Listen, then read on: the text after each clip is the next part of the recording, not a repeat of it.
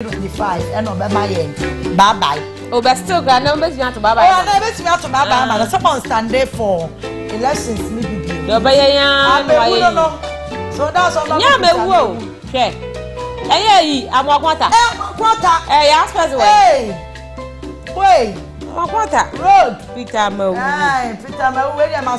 Sabre. I'm a quarter. I'm a quarter. No, I have to come queen.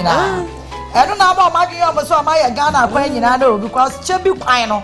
Why am I any now? Yeah, can't do Papa, no shop, Papa. Why am I a Chubby queen now? I'm want to make us some more a quite problem. It's no. Near what I cry, yes, me as you can know, quite easy as yes, I hot you. Yes, school be a watcher before the Musay. And where you? Yes, supper you could a chair or Guzunwa. Chubby ho. Yes, how Sunday dinner as it Chubby, wife, free wife, as I did how. So I'm on the bomb myself for at the time, go because Tom Mill free, Chubby or the back room and a boarding. Say, I rest on my penny bar or back. Inflation as some money or can I say or can because I catch the last way now your boy or say inflation or much me am another form and I see the also have been stabilized. There's another fuel price gold for oil Emma fuel price about form it's a side deals in no I'm passing I reflect to this current economic we can't have some trend and and only yes, because me and I'm not expecting anything new from the president. I'm just expecting him to come and tell us our real debts. A can't kasa yedi. A can't don't country. Because I say Ghana your problem are why you can't dear that's our problem. It is our man to me I'm a young who said a kase pot in your dear. And then I'm on to be a man you will over a cut and person am I? And forget it. And as a presentation of Moyenano, it defeats the main purpose for that particular event. And I know also on the government will go on. Yes. And on make us over the years. They do the same. On Katsibia, any other way, to Tibia to sing. Oh. Obesana woman when I say anya mama so beka agenda 111 anya mama beka free SHS asem and anya mama gold for your beka asem and then free SHS anya mama beka lithium gold no lithium obeka asem lithium deal no makoya aya mumunai na apaska no an re your baba beka say no kra de nka ebe boa ya ma chese de obeka ka fa ho na ya sometimes so my blame for you. Because yes, said they are not grounds, no. Microphone fasa information that you call me. Did any I know just how we got me and him said your chrome has here. And I make us say, I don't know about my incompetent. Tama, and name of boy, dear, what down for ya of a free apple. Share also the 100 Ghana quiet shopping. But the Cosia crate, body draw, Onua, Sadi. Jenny, I didn't know to her. It is what the 100 Ghana acquire sa shopping way. Now, my penna, oh, Nasa, I don't want to go there. Yes, I did. And every year go to 100 Ghana acquire shopping way. Yes, I did back when Bemu will say, oh, my penny, yes, or you're super incompetent. And they say, you super the floor. I mean, you super the floor now, a sort of be bad at one time. So one I have it to me. Some are not on my friend Ewa Abemuno. And your ministers direct and I know it's your at any time. Sometimes yes, and sometimes no one can forward grounds local level. Our money information with Jubilee House. It will not so much when himself facts. Yeah, and that's the reason why he came out to apologize. Say no, exactly. Because Otie form common no say Nasa soon how common na ya na mitieti no. Enye ni nyina na e no kore. Eti o ma penny ye and why na je so person obu o ma ni ye a. Ya wo so ye ne say asada kotwa free ye mo propaganda no mbe ya ma no no. Anya hwe wo so wonya nkofo grounds. Any can be according to source no ho. Tie radio. According to source no. Yes, even to get access those that say or believe you on they can give him some vivid information. Who need access to him? Send you Onua na aye. Kuffo-Addo access. Say you don't mind information when you why say Onua na aye. Kuffo no na Kuffo nya access to him. Ana na Kuffo ti ye no de yenti. And then you know why kese. Ai, etu Onua no aye, Onua what is our Kuffo na twa de hwahia no wo hu de no.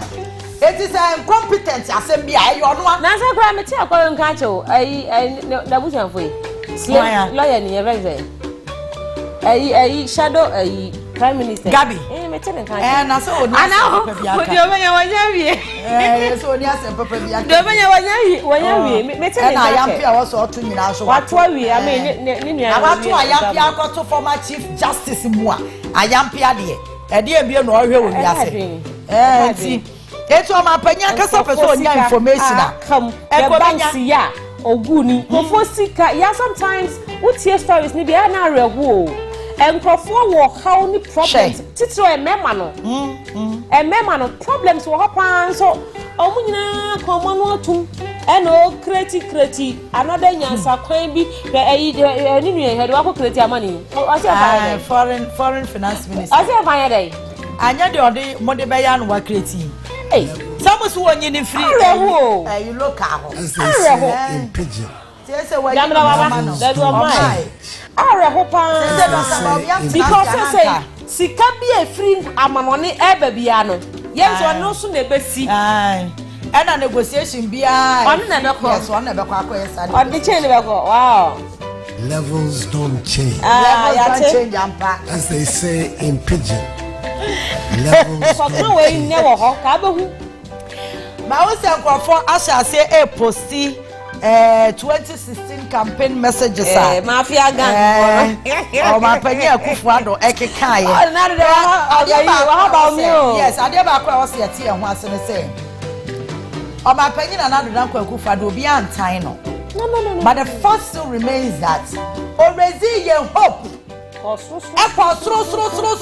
so ama sa time no kura ya na me catch you say time another taba me catch Ghana for say yanko bobo sika wa Ghana ha no enye se ye na ye nim se sika wa Ghana ha na no wo catch you na ye nim se ampa sika wa ha na mo sa time no Jama Hama ene ne NDC for na no mo boy aburo no mu diska no eti na ye nim dada enye breaking news bia no be catch ye we knew it already but we needed somebody who can make good use of that Ghana and what Ghana has. It is a duty MS manage. Now I was in China, what boy am young with some Pesika Ghana. Now, what about me before from Uncle Bobosia? And then you have your hope we show. And on my penny Akuffo-Addo, and some can see $1 million. One constituency. And in another words, Mary Ghana for Mama policy. Levels don't change. That's a bread. Messi the other first year, I think 2017, no. And I must say special initiative is a thing. Oh, I was a man, and how come see the first ambulance no mo try no kra ka hu bi $1 million one constituency. Oh, and so there ya and there me kaba. Oh, we are no say o ma ye that out. One village one dam. Ye bi sa ha wakum so aka kira yen say sika kura na amade man na enwa adwuma no ya to no. Na ye ntam say sika fia ne de man na what are we expecting from her? Enti ane ne dag out no otutu si ho no. Eno ano no $1 million one constituency ni antibio. Ebe si nne. Amode ko position ni. Eno ano no ya anti ho asem biem. Wo kwa kana adane wada ne otamfo. Ai na wo tan aban no. And our time and I don't ya. Now, Casuma, why will be one waka? Now, no, and state of the nation address. I mean, Kaya debut 2023. Dear now, Obeka, you know, there was a paragraph, Miss Screenshot saying, you can have me interest a woman. A standard debt, there be a new ya. Or see, the nation is a symbol and a practical demonstration of accountability. Na minority for na ya empty na do mo ba chamber hwana maybe I don't know ana ma boycott what did I make us say I because they be am but say be on person there be say omo ama Dr. Baumia betena se a more about so Mahama or Mahama maybe they will come together. Or maybe they are fond of doing those things. Also, the nation is a symbol and practical demonstration of accountability, and I have always treated the occasion with utmost respect. This address offers us, as usual, the opportunity to provide an honest assessment of our country's situation and seek the support of all in addressing it with hope and confidence. Mr. Speaker, when we make an assessment of what the state of our nation is, it will necessarily have to include what state it was yesterday, the state it is today, and what state it will be in tomorrow, based on reasonable grounds of expectation. Who analyzes this particular statement? I was saying, Canada, me and we say, Obefa Mamuru Nejina his. What the Akko saying? In the next years, in a way, you never saying. Because this is a situation I want more. Ya kana ya bono yentimi 20 ya pia e kana ti kwade na kwa akoto eyi tweye o ya nimo obidi o say na ebusa say minority for obidi aba say they are having a meeting at the amo ya meeting and omo nyantem na ye pentem ya bre. Thank you for the information. Ya bre na ya hwe de be koso me so omo so kra ntina ase no kra nti Dr. Bamia so afekra no mo yo printing say ritual Akuffo muntie. Mr. Speaker, I am proud of the amount of work that we have done, especially in the road sector. Road constitute the largest number of questions asked in this house by members of parliament. A large amount of the monies we borrow are for road construction. Tio Osisi kanu bosia bebrebe no omoboy no omo de let me say 80% of the road construction. Shall we dare stop constructing roads? We are not saying yes our question. And enough for so solar. For so solar. Sakwa no to 22. O ko fa sakwa no so a ma ho pa did that kwa anim no. For so solar road. Mr. Speaker, I would like to state categorically that this government has built more roads than any government in the history of the Fourth Republic. And Mr. Speaker, the details of all these roads are attached in the annex of this message. I have done so because last year, when I made a similar pronouncement, I was met with holes and gaps of incredibility from the minority bench. And so I thought it appropriate this time to present it as an annex to the statement, which will be part of Hansard. Kwano sho ye kwano ye huda. So nim say nyame yad na 6 months this year Akuffo-Addo Eastern region. Yes. Afei na sabe omo hu omo ya kwan omo patch kwan. Really?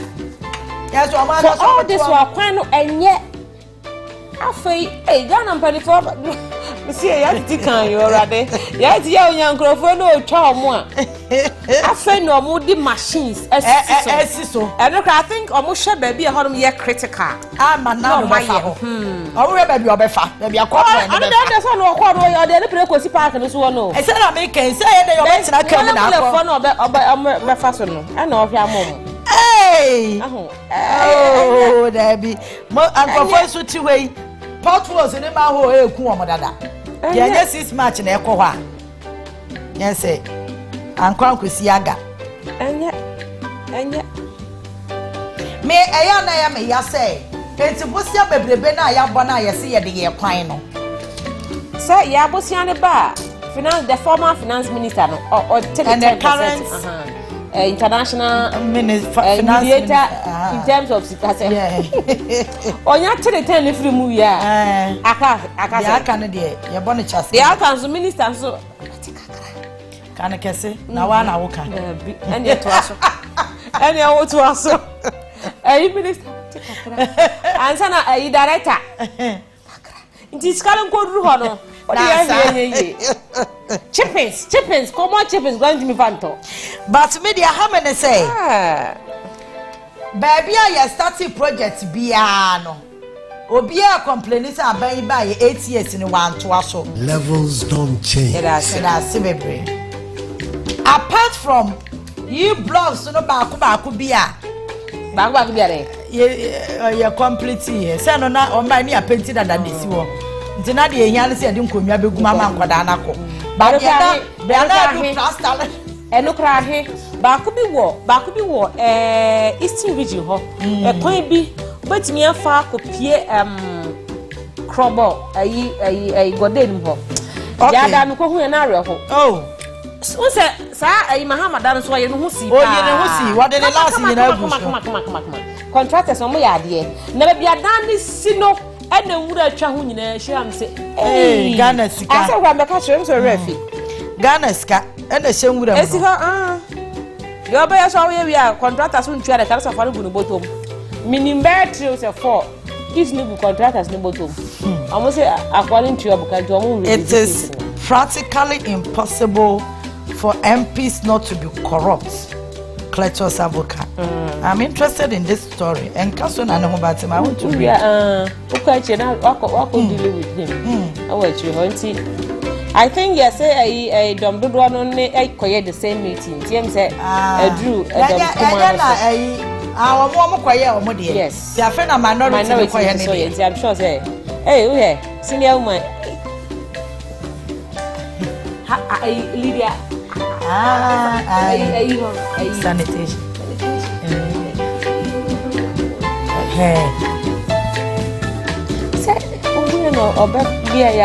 Yes, I know feel it.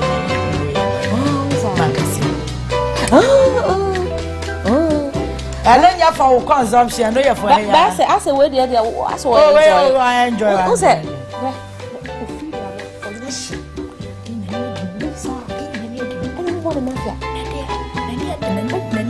So I been do that.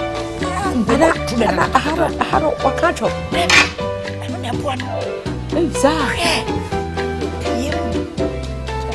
Yeah. Me I'm a George. Eti ya guswa ya wache. Obi anti dia kan ni ya ya guswa ya wache ya musa. Aboda express. Na pa aboda express kama national security. Ya pyjamas odni yesi katoy. Mo na mugu so di pyjamas o. Ono I fa ne ho kra. Ya bi ya jete. Weli ntikura se de ya poison no. Ya cameraman so that's all we interest wo. My beautiful Rebecca Mukwa. No, change the headline. They say yes, minority for no caucus meetings. I think Moba. Haruna. And I'm say I fed your mobile. So my mobile. I'm bedroom quad. I was almost shot. About church or moo. I was in the quiet. I was coming home. I know you know. Oh, yeah, sign was here. So, what is wrong? So, yet you are near your corner. They say they are got nature. Here, Jimmy Gaza. And when you knew. As what time you had not said many in me. Yeah, also, yeah, one fat. How did I dress you? I don't find it more. Why, Haruna, I don't send a classmate in a event. Chairman Okojano. I think Okojano 110. I don't know. Oh, uncle. I know I'm prepared. I'm on the consequence. What dear? Obey water. I do know Mukas won't could be. In 2024, we are because of our presidential ambition. And I say, I am because it says speaker money in a judge ready. They also know to judge ready. It's in our Madame New. Adamako. Oh, that's Afran Plains. MP no lose here. Oh, okay. Hey, I don't know. So, I think no fascinated they said 2 or 3 votes. And a bit, you know, on Cafra. On BM. And then Madia Modia saw more microphone. I come home. So, yeah, I'm person more catch him. That's not constituted before it.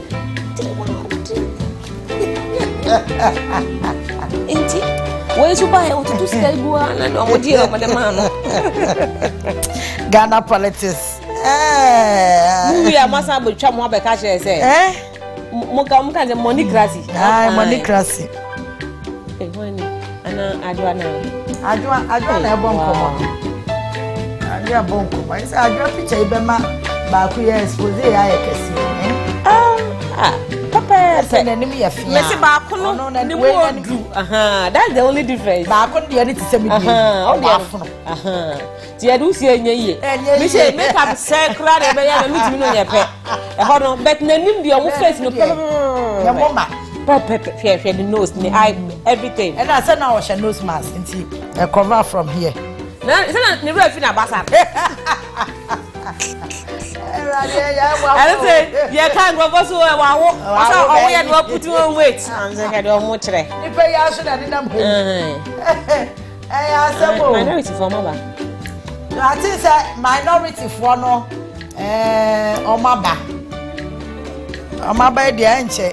Omotinasi adopta ba omia chama beti amlo mo so mate betinasi na afi driver ti mi aba we say me assure say omawi omodie kwa ahwe afi na president so ni speaker so koye meeting medical ye meeting ansa na wa be ye delivery no oh na day so bye I'm sure say na omone no we are hoping say by now the ono so ni na wie ni meeting na afi enkoye say ye be sa atwen bibiri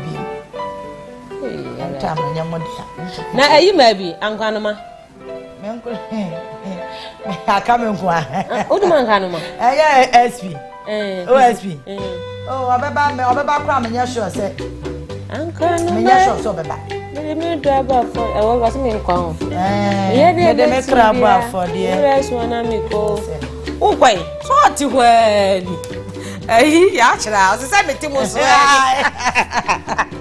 Asimini baby. Asimini ko baby. Asame timus when. Those are the former Speaker of Parliament. So when I know Right Honorable Aaron. Hey. Michael Quay. ABC. That's JM. Na JM Oba. That be not one. No need Julius Debra net. Oh, okay. Maybe or no point. I think say be your sister seat and now say be for your market. Yeah. I say what's so as a senior man. Senior man. Let them go talk anymore. JB when senior man. You are the senior man. My strategy. I know who's my strategy. May I show some minority for my baby. People here they don't go for any normal church. My church was where the good one. My church also. Oh, you are my page actually. Wait.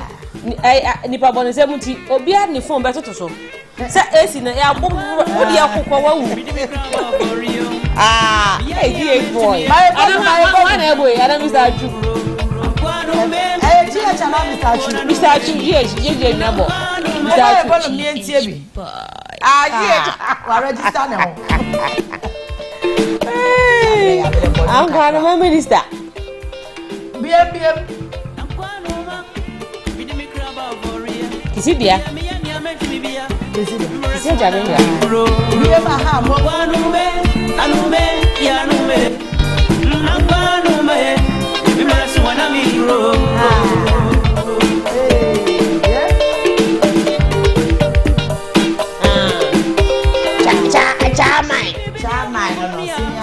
Senior my foreign eba no.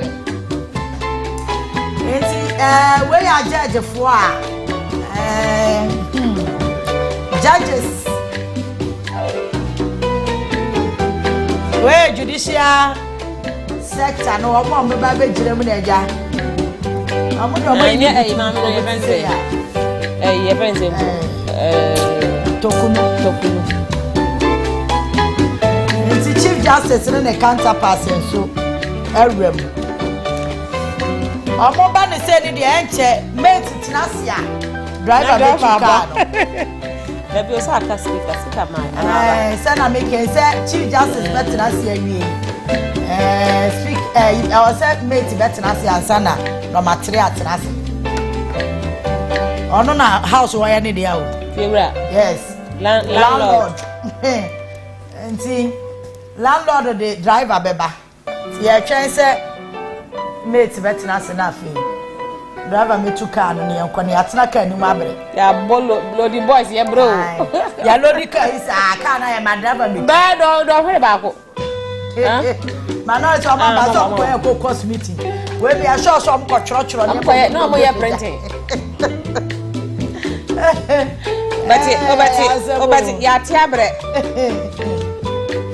but I don't think so something new will come out.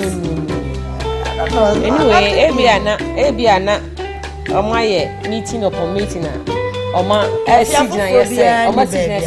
for the sake of Baumienti, yen fat miracles, Limra. Say yes, sad, you're not another than Dada, beg of ye, Dada, beg of ye. You're ready. Nana the Danko Akuffo-Addo at long last 8 years. Akwe was in the battle. The battle has ended. Me bon paye say nyame ya do 2025. They are not the bebre ya no me ready obetru.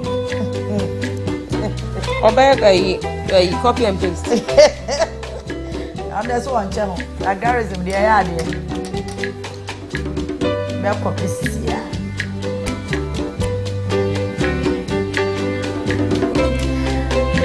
So Chief Justice Abedi na ye share ni mo say as a court you can say class no more my Class there. More parliament as a million share that who so mamba yes because somebody speak about it speaker na fe no go panic to no one sanity on wa share it's me yanya who am dey na say kende so to so a won na to so abre ni so be chef fugu dia fugu na fro be na se fugu ntimi fa e no be she mu nyina o ra de mo keke kura nya no bia no be fu o no she sit ma sit to the on she e bia no be she be kente o wa she white asha ase ana be fugu no wa sha henche ene na cash out for no ya mu ntwa mu nyenko ya ni brabre na cash out no ya be di na bonse ya extend it for 1 o'clock oh sir no yes oh sir because of we say anything oh okay and you so na nintim ba cho mu ntwa mu why mo nyina mo o ma extend the call ya see na mo wa na ye mpoye mo wa nso asika na ye nche ewie nti mo amu ntwa bi no maybe they no pay me twa by 3 o twa 3 times ya o hia chewa Ivan e ka say ene be so o masa ye na ye twa bi ena nya de aka so na be me ye je atwa yes star force na no option so you aduma yes 6 match o jackpot challenge jackpot na say 6000 me need 1k kura shema menya 5000 10 o betimi enyan ya wo the 1k 1000 Ghana from and up to 6 match ubenya 6 na try you know o do 10 no try 10 say na da bia na me ka kire o 10 no ato apitin agu ati wana no ahu yi say come na dini ko twabi first Ghana ko didi enti egusu aye wa parliament aye twen se omo maka no ebeba so far so good ya wo say minority side na aye empty no caucus meeting kura na no mo ye no I think we public gallery no one more person mo ko bi as majority for ni di kan kwa ye omo di o kube na ekon abro sa asara na ni abira o church star cross ano omo frema hu TV so for ni bia ala ma hu TV so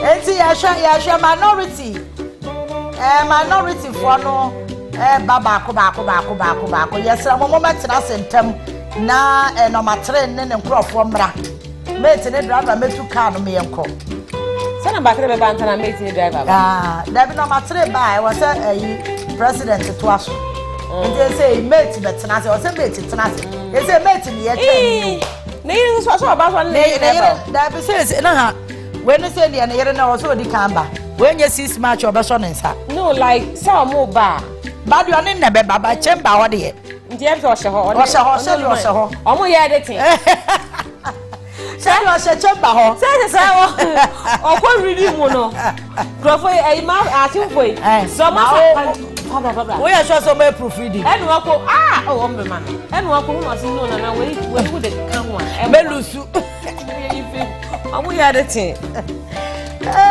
asabo eti ya sure ni mo say mate betina asia but so na minority side no enyo mo nyina na aba I don't know what is keeping them because I know say meeting kro na omo ye no so ogba wie enti ya wasa nko mo betina ase na ye ka jagum ntem ya parliament wo kwa omo ne mo titi wo so omo ne nam edom kese fo omo tretre omo like say nkomo nti omo se papa ne ba on me information no yeah no better share me sure say by now kwa grant interviews wa bonten and na make kwa there say media houses so omo grant ka omo nsem omo me ka propaganda omo so omo ne edom kese ne bi ye fan omo bon komo no mu tie afọ omo ko ten radio so no nkomo no omo no mo di no omo ka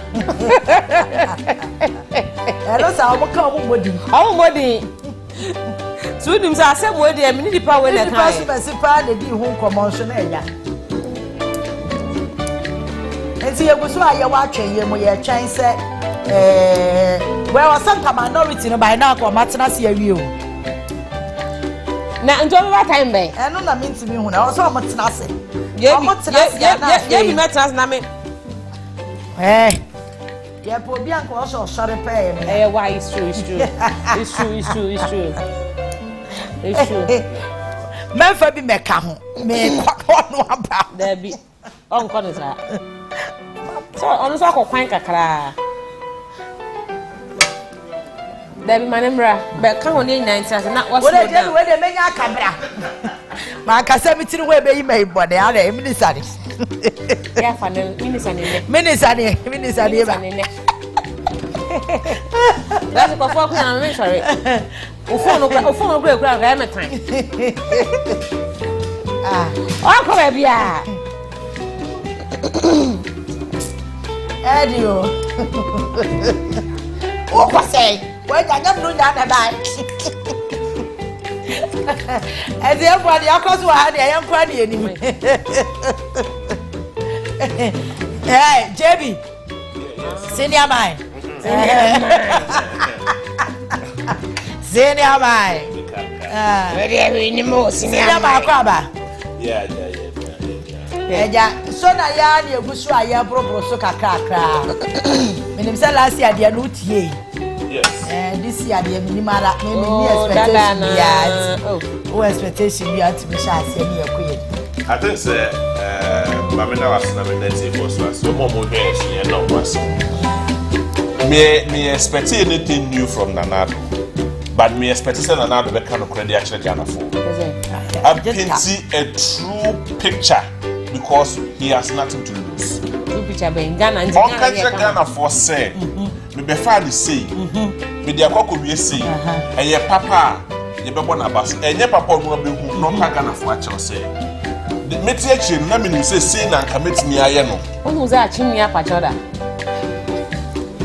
achimi be pacho that's anye we pacho go pacho da 3 days you come pacho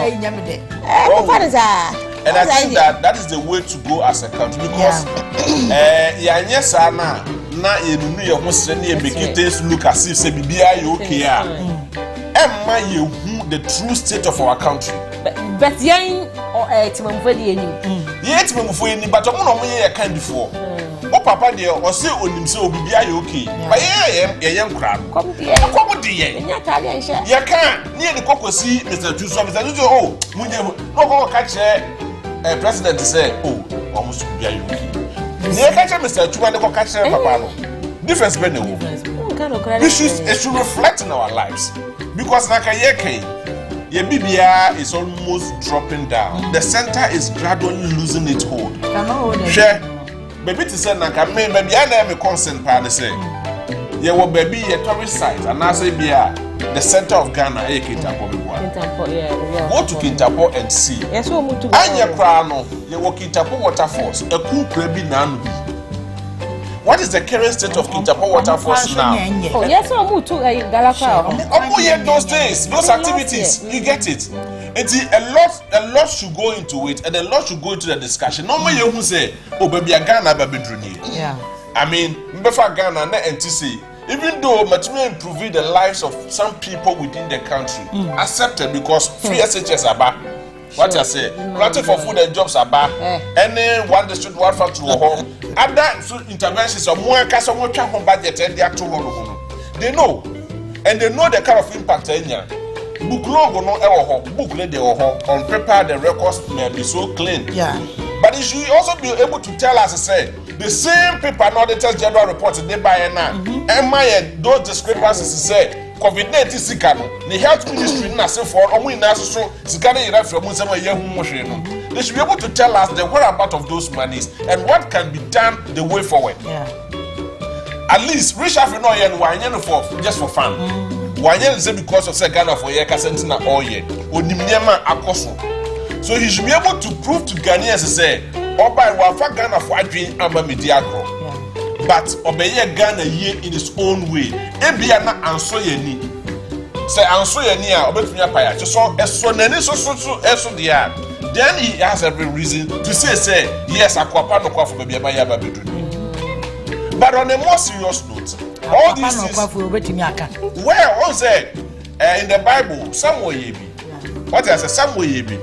Onyine ya owe free akonwa so no ofre Israel for yina ka kire won se ebisa won se wan na menu atumi mi di ebo na po eje na japade wan na menu atumi mi bo na po edeje ne ponko wan na menu atumi mi bo na po edeje na damude Israel for ni na ka bo mu ka se dabi ohine Samuel wanye bi da ebi asida Samuel koso ka se baby ye gina ni panim eni twede aponyankopon anim nyame di adanse.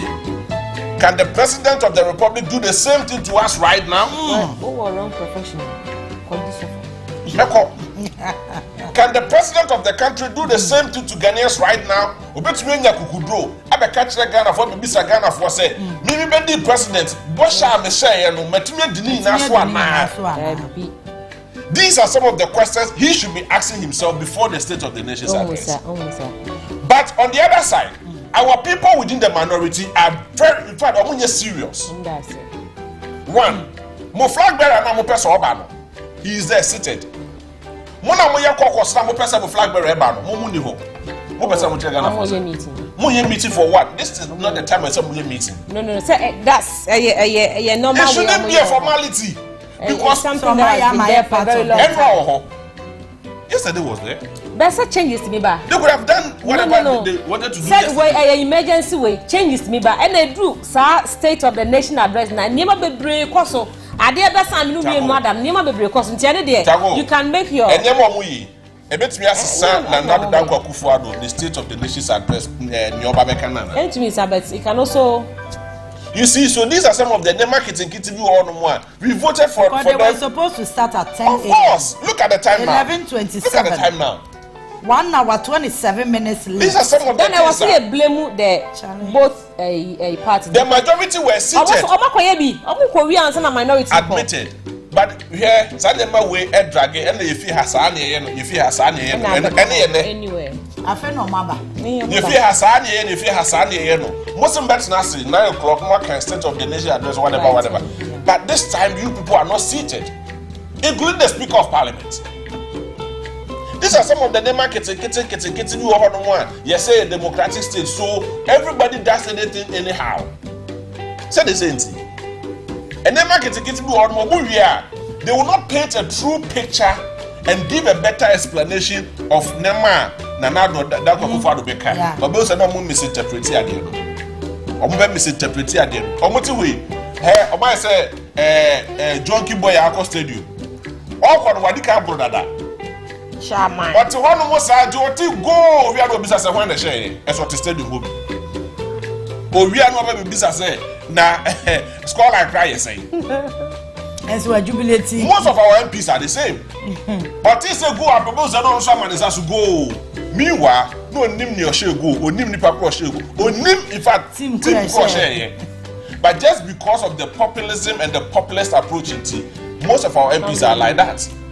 They will not listen to the State of the Nation's address. So they are the first people to go behind the microphone to speak. Omo kure ya beko ko jam microphone because yes and for no ho e beto tro na no ne akaje so what is there no have to ayam pia kwa. It has happened on so many occasions and I think that these things must stop. Ghana, your democracy, we are enjoying our democracy, but and the market the kids go on one. Yeah, my home come democracy in mini.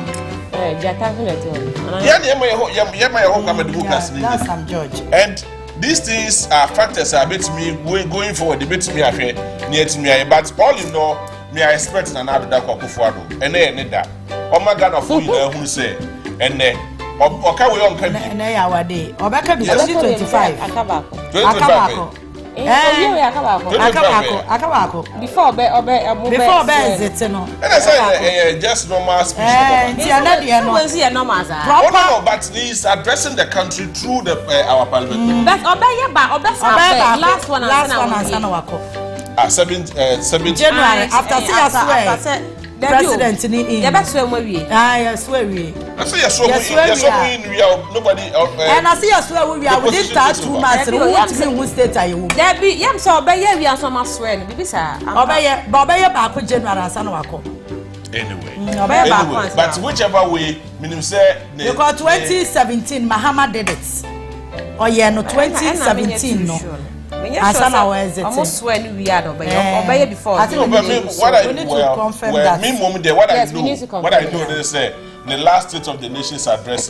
Debbie. And so whoever takes over as the president, we are not also be vision as for you now because 2024 budget was read in 2023. 2025 budget will be read this year against the 2025. So whoever comes will be a supplementary budget. And I make us say, and no nama esanete we no the 2021 no ya won is because na do na nete akonya so. But 2016 I to abani wie no. 2017 no JMMI the last state of the nation address Hasana Woko. Very well. Until omo ye hu say baby aga na adruni. Okobana. Omo kana fo hu say baby again at least before 2017 obefa akonwa no na petrol eyewa akotoba ko akotoba ko sisi ababedu say na see no year force this 20 pesos against the dollar sisi agwa ko do 13 cedis almost 13 cedis and I say yes omoye hu this inflation 23.5%.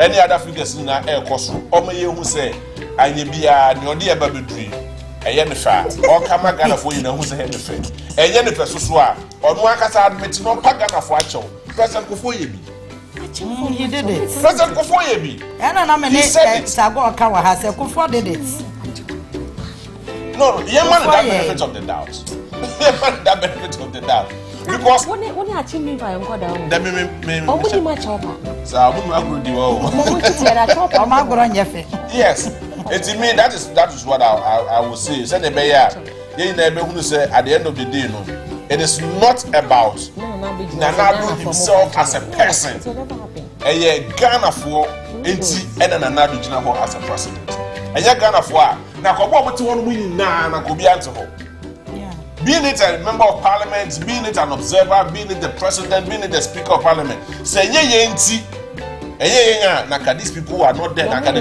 not exist. But you the 2 media man no. Some of 2 million almost the 2 million say a day.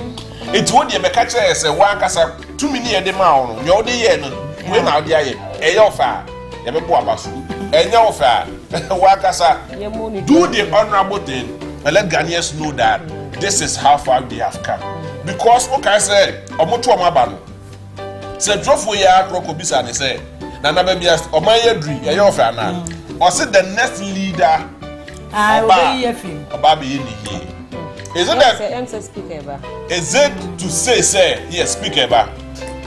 Speaker eba so the never or the president and the vice president never. Say the bear yes. We never baby. Say the clerk of parliament ever so they will usher the speaker in, followed by the vice president and the president of the republic. And I read about this. Who say good. Now it is a symbol of authority. Okay.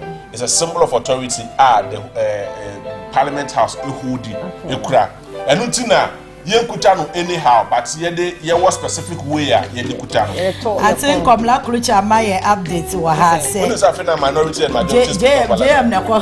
oko come say mo besim. What's sorry? I share no. Sorry, yes. So was the vice president and the bodyguard of Messi. Until afena speaker Eba chese na na do su di akire. Yes. Speaker the what on our friend Adi. I fugu. I know she na Adi. Say na me catch you say one franto. Or the crew. And I think it's a good thing for. And then the speaker's there for a while.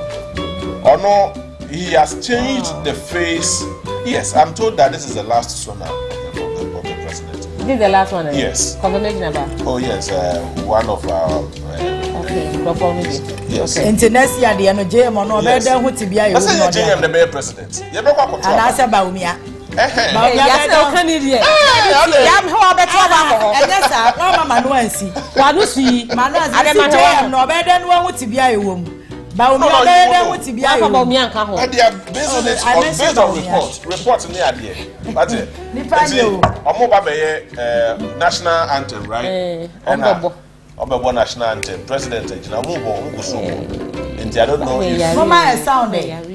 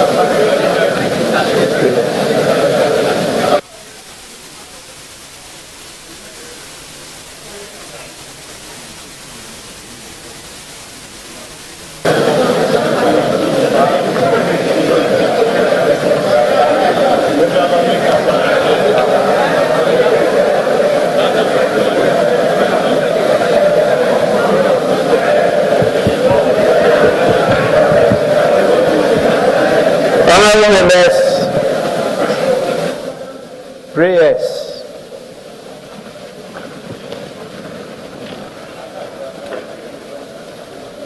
Almighty God, we humbly beseech thee to look with favor upon this Parliament of the Republic of Ghana. Grant that it may perform its high duty as in thy sight. Give divine guidance to the President of the Republic. Endow members of Parliament and ministers of state with discernment and vision, integrity and courage, that through the labors of government, this land and people may be well and truly served, and their good purposes for the common human life be realized in our midst.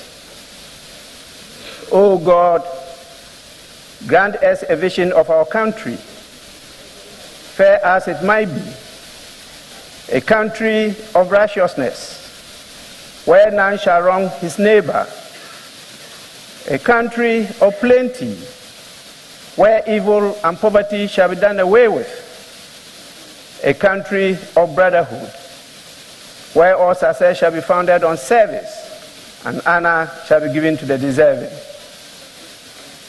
a country of peace, where government shall rest on the will of the people and the love for the common good. Bless the efforts of those who struggle to make this vision a living reality. Inspire and strengthen our people, that they may give time, thought, and sacrifice to speed the day of the coming beauty of Ghana and Africa. Amen.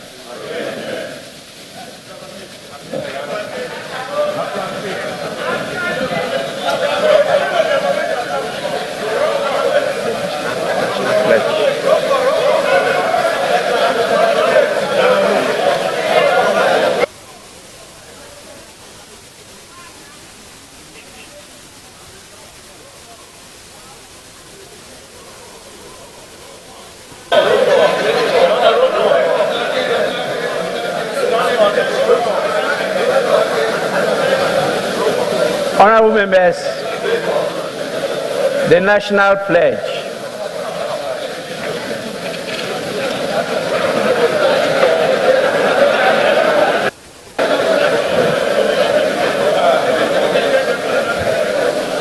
I promise on my honor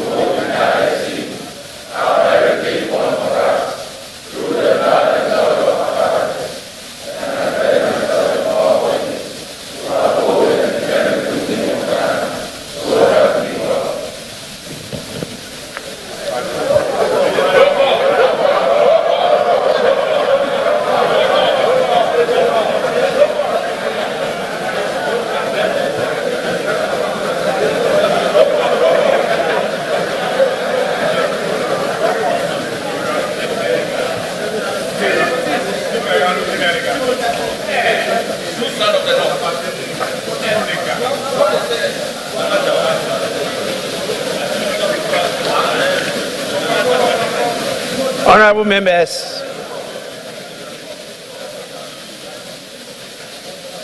at the commencement of public business, honorable members, the House is extremely privileged to have the presence of His Excellency Nana Addo Dankwa Akuffo-Addo, President of the Republic of Ghana and Commander-in-Chief of the Ghana Armed Forces in this August chamber. His Excellency the President is here in accordance with Article 67 of the Constitution of the Republic of Ghana to deliver a message on the state of the nation to this honorable House. On behalf of leadership and all honorable members, it is my privilege and singular honor to welcome His Excellency the President of the Republic to this august House. This is the House of Parliament. This is the House of the people. This is the House of accountability. And this is the House of democracy. Honorable members, before I invite His Excellency the President to deliver the message in the State of the Nation, I want, with your kind permission, to recognize the presence in this chamber of the following distinguished personalities. We have Her Excellency, the First Lady, Mrs. Rebecca Akuffo-Addo.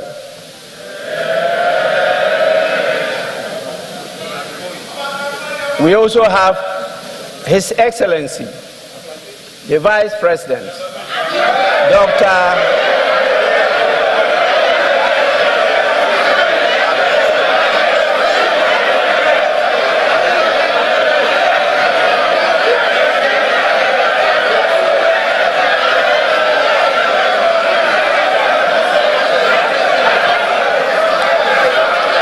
Honorable members,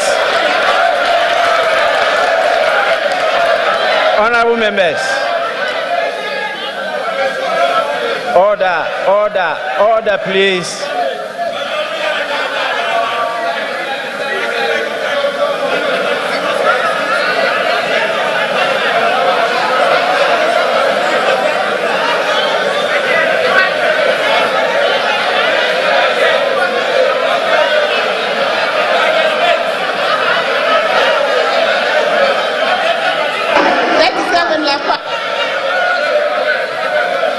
Honorable members, we also have His Excellency, the Vice President, Dr.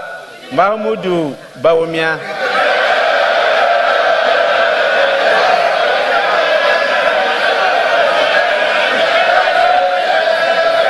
We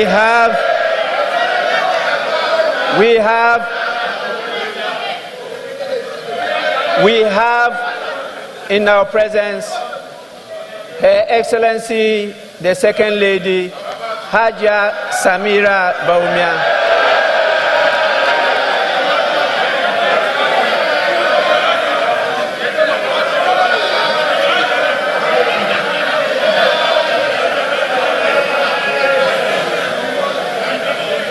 Surely, honorable members, surely we have the spouse of the Speaker, Her Excellency,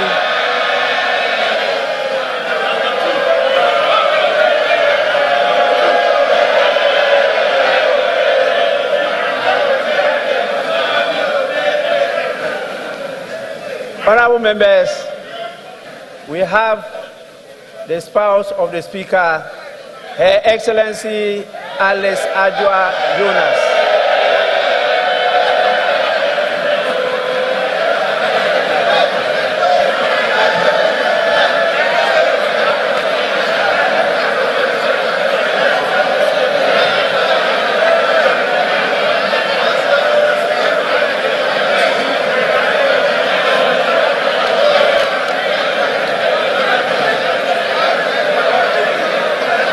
Honorable members, we have Her Ladyship, the Chief Justice, Justice Gertrude Tokonu.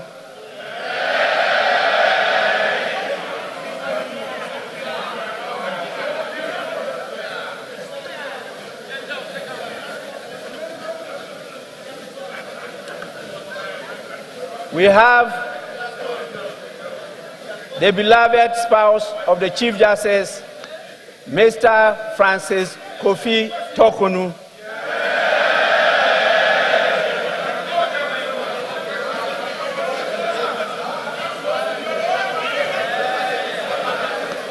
Honorable members, we have our revered Chairman of the Council of State, Nana Otio Sribo II.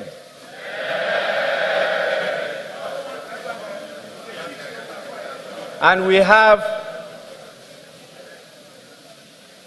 the Chief of Staff,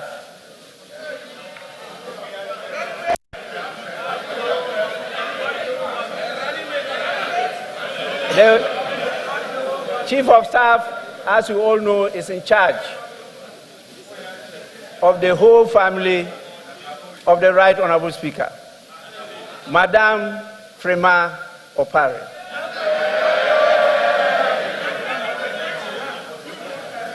We have His Excellency, John Dramani Mahama.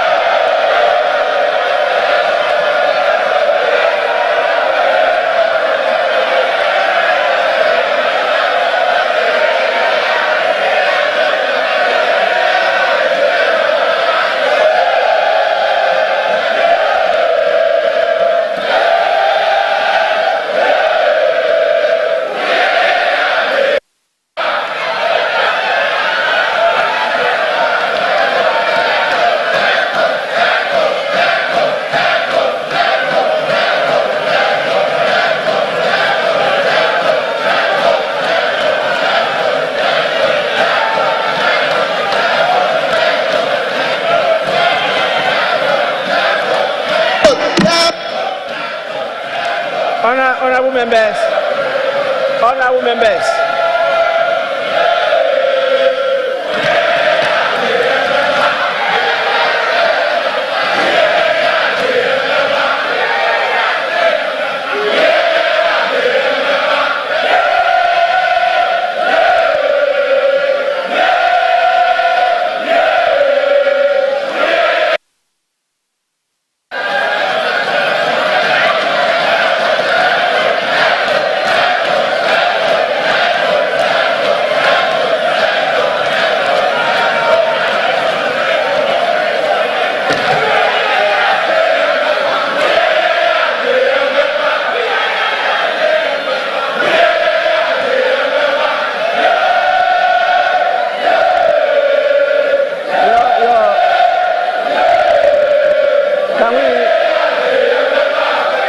Can we finish? Can we continue?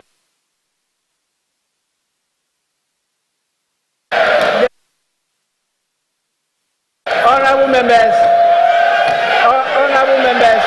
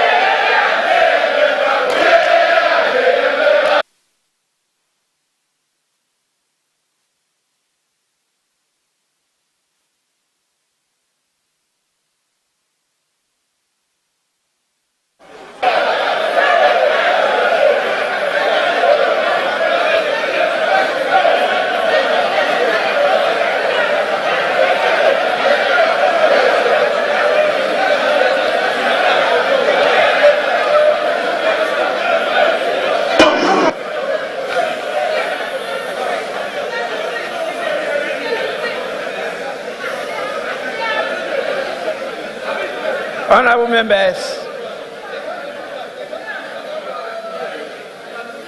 when honorable members, when the speaker is on his feet, everybody else is seated and quiet. That is Parliament. Please. This is the former sitting of Parliament, and all the rules apply. I will not be tempted, and I resist it, to start enforcing some of the rules.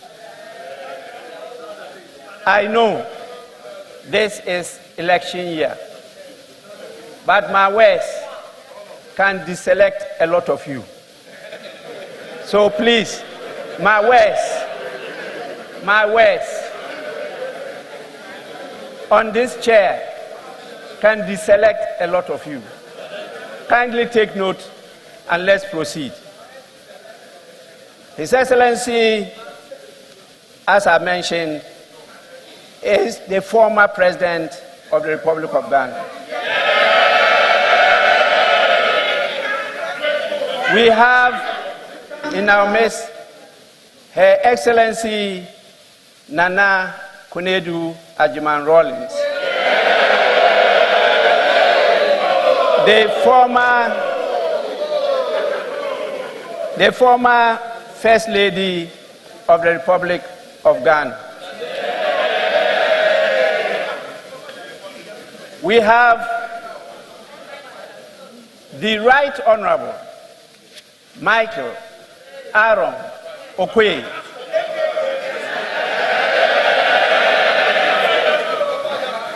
The former Speaker of Parliament, my predecessor. We have the national chairman of the new Patriotic Party in the person of Mr. Stephen Ayensu Intim. We also have the national chairman of the National Democratic Congress, Honorable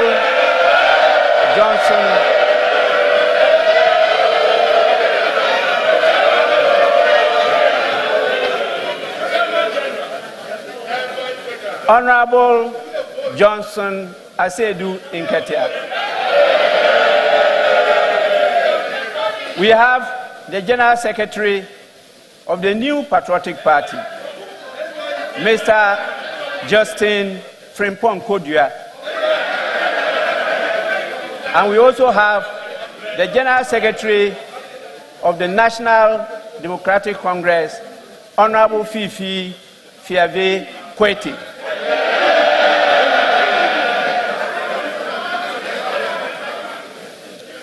We have the veteran former clerk to Parliament, Mr.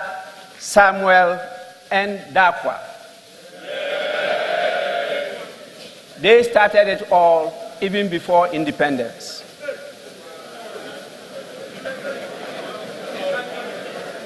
He was in the Legislative Council, and they supported the late KB Ayensu to establish the Parliament of the Republic of Ghana. We have another former clerk to Parliament, my own brother, Mr. Emmanuel Kwasi Anyimedu.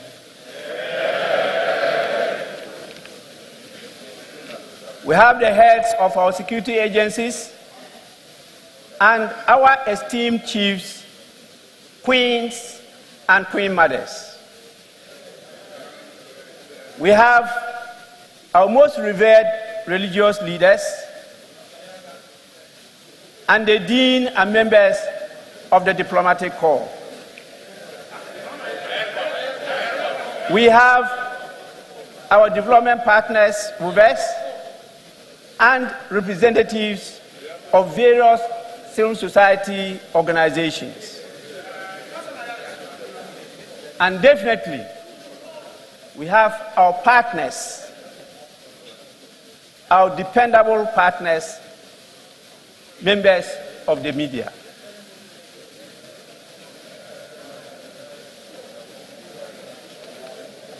Honorable members, with your kind permission, I may have to end here by acknowledging all the dignitaries and distinguished invited guests with us here.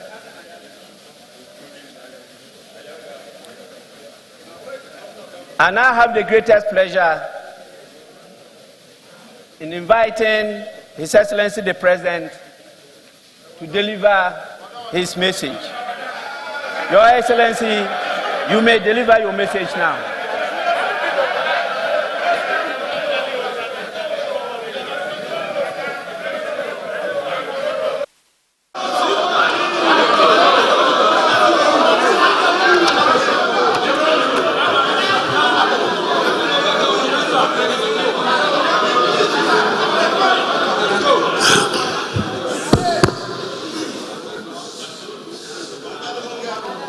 Mr. Speaker,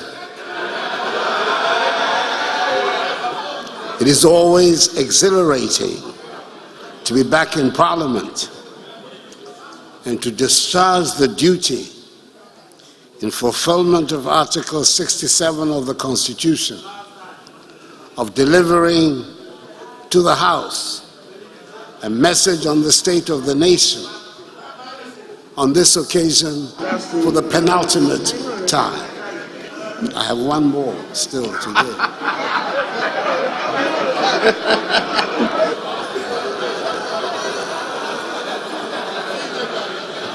In accordance with protocol and convention, it is good to see that First Lady Rebecca Akuffo-Addo, Vice President Mahamadou Bawumia,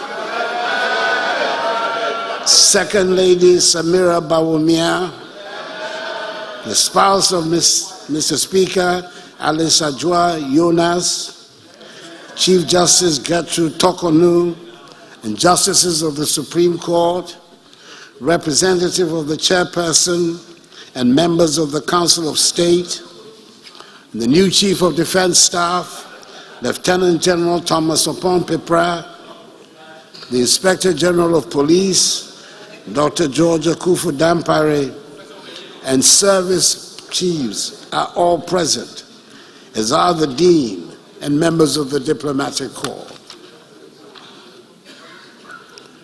Mr. Speaker, the House is also duly honored by the welcome attendance of the former President of the Republic, His Excellency John Dramani Mahama,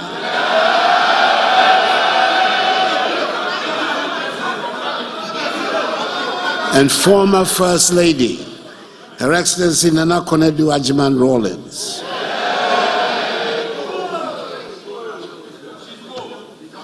Mr. Speaker, I'm glad to be able to report that the entire territory that makes up our nation is safe, secure, and under the control of the government and people of Ghana.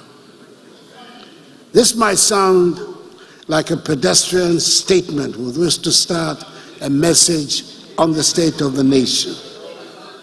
Unfortunately, far from it being an everyday truism, this is no longer a statement or claim that can be easily made in these times in the neighborhood in which we are.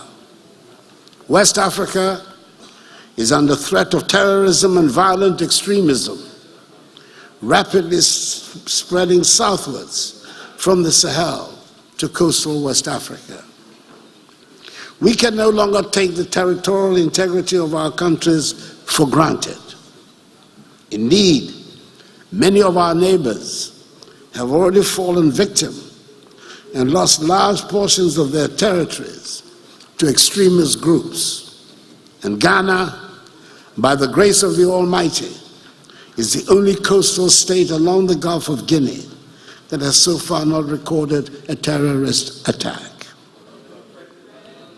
The Speaker, the peace and security we have in our country has not happened by chance. It has taken deliberate policy and planning on the part of government and a lot of hard work and dedication on the part of our security services to keep our country safe and secure. I might add that it has also meant that we've had to spend a lot of money that would have otherwise have been available to spend on many of our development needs. But I believe we're all agreed that the primary responsibility of the state towards its citizens is to provide and guarantee peace and security, and we're doing just that.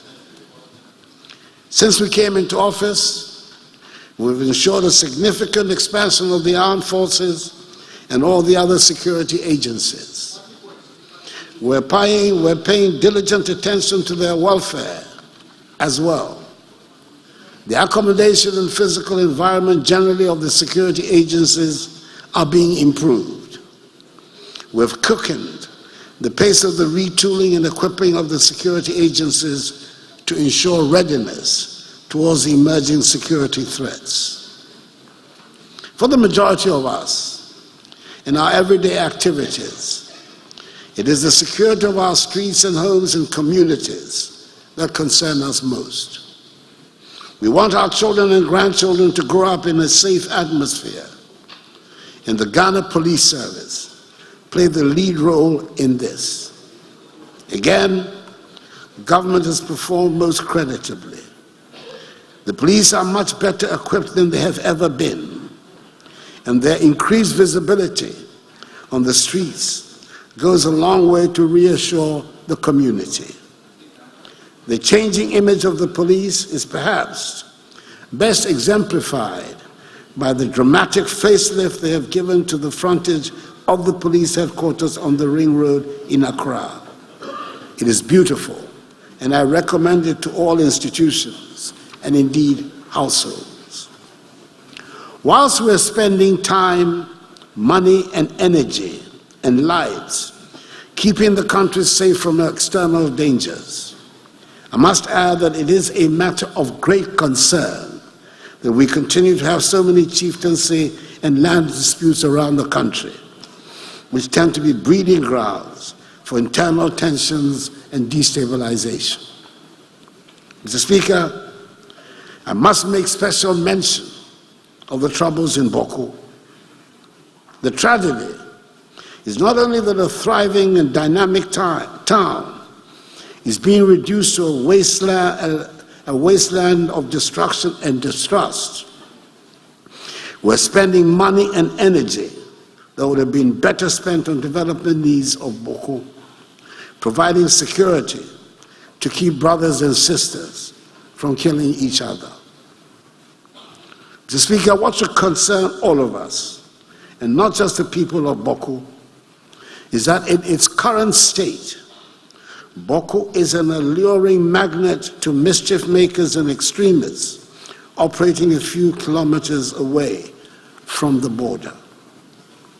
In a bid to find a lasting solution to the conflict, government has in the past year undertaken a number of measures, including the establishment of a special Boko task force and the intensification of engagements with the factions for the resolution of the chieftaincy dispute.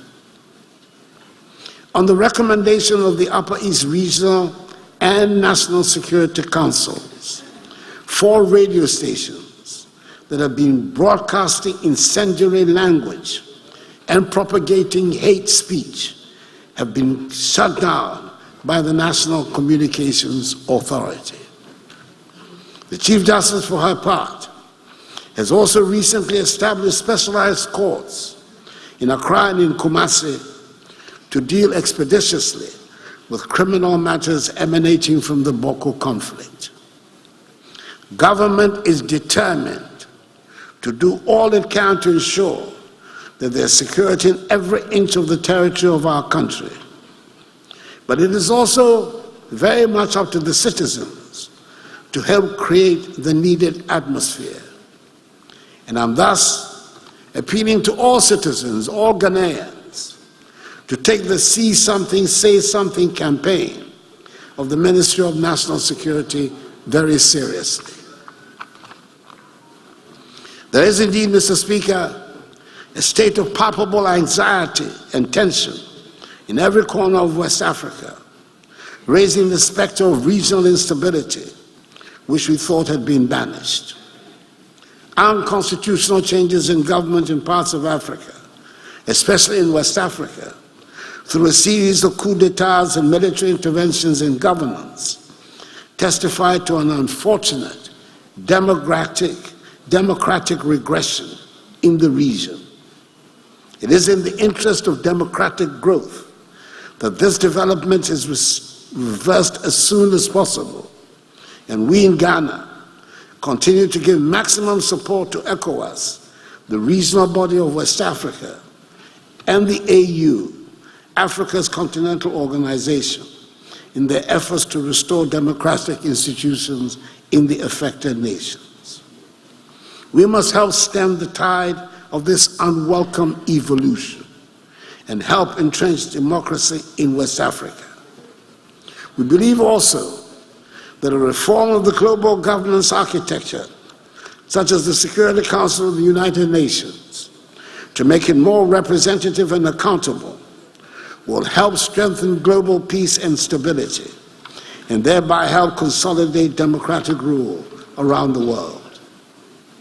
Mr. Speaker, we in Ghana have had our fair share of political instability and experimentation about how we should govern ourselves. There might be new names being ascribed to some of the supposed new ideas being canvassed by some today. But I dare say on close examination, we will discover that they are not new. We have tried them here, and they have failed. We know about all-powerful, cannot be questioned messiahs. We know about liberators, and we know about redeemers and deities in military uniform. It might sound new to some, but those of us who have been around for a while have heard the argument made passionately that democracy was not a suitable form of government if we wanted rapid development. It is a tired argument that was regularly used by apologists for coup d'etats. It is also not new to have political parties and politics in general being denigrated. Indeed, there used to be national campaigns of fear waged against politics and political parties. It took time, and it took long battles, but in the end, the consensus did emerge, and we opted for a multi-party democratic form of government under the Constitution which ushered in the Fourth Republic. Mr. Speaker, it is not a perfect document. Constitutions do not ever pretend to be. But it has served us well these past 32 years, considering where we have come from. It is a sacred document that should not be tampered with lightly. But I hasten to add, our Constitution did not descend from heaven. We Ghanaians drew it up to serve our needs, and we can amend it to suit our changing needs and circumstances. We should work towards finding a consensus on the changes that the majority of Ghanaians want made to the Constitution.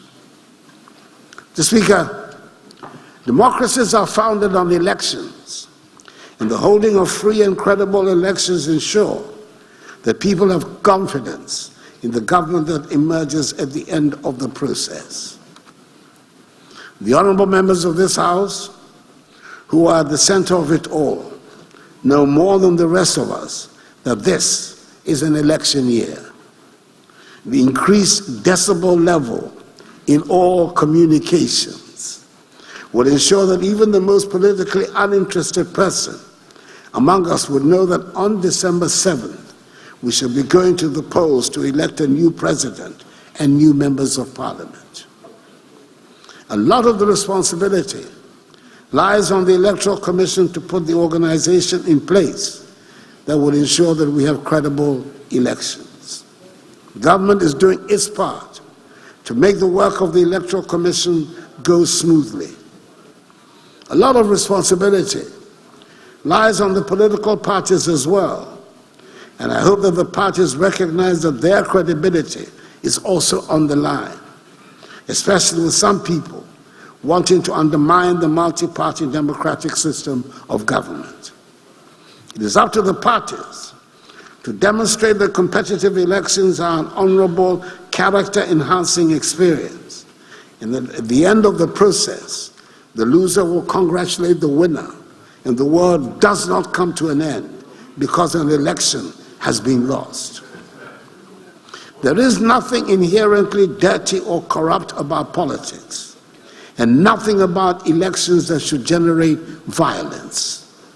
We who are in politics, and we who are members of political parties, owe it to ourselves, the institutions we claim to belong to, and above all, we owe it to Ghana and the people of Ghana to make politics and elections the serious and joyful phenomenon they should be. In discharging their responsibility, I urge the Electoral Commission to work with the political parties to iron out whatever problems there might be. And I'm happy that the Electoral Commission, after engaging the parties, has shelved plans to change the 7th December date. Politics, after all, has been described as the art of the possible. And if that is what we are engaged in, it should not be beyond us to resolve the problems that come up and concentrate on working to build the happy and prosperous country we want. Government, on its part, will do what is expected of it to make sure that the reputation of Ghana is not damaged and the free will of the people is manifested at the end of the electoral process. And I want to reassure the people of Ghana that I'll do everything in my power to help ensure the conduct of transparent, free, and fair elections on 7th December.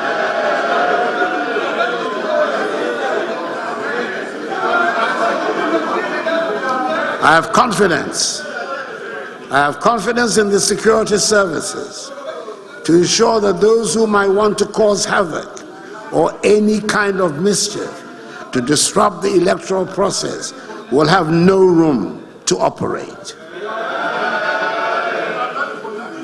Mr. Speaker, there are amongst us those who, for ideological or other unstated reasons, have never accepted multi-party democracy and therefore take every opportunity to portray the governance efforts in the most disparaging manner. There are also those amongst us who consider the rough and tumble of politics to be beneath them and would not want their sainted images to be soiled by what they term the dirt of politics. Mr. Speaker, we can and we should continuously improve upon the performance of the institutions that hold the state together. But nobody should undermine the integrity of the arms of government for parochial reasons. There is definitely much room for improvement in the workings of the executive arm of government, the judiciary, and our parliament. Even those who have had parliaments as part of their governance systems for hundreds of years still make mistakes and sometimes get things alarmingly wrong. It would be surprising if our 31-year-old parliament did not get things wrong sometimes. This august house, which holds so many fond memories for me of my personal political journey, doesn't always measure up to the expectations of the people or even sometimes of its own members. There's a lot of anxiety currently about how our MPs get elected. There's anxiety about the rapid turnover of members in the House and the loss of institutional memory. There's a lot of anxiety about some of the procedures in the House. We will not all agree with everything that the Parliament does.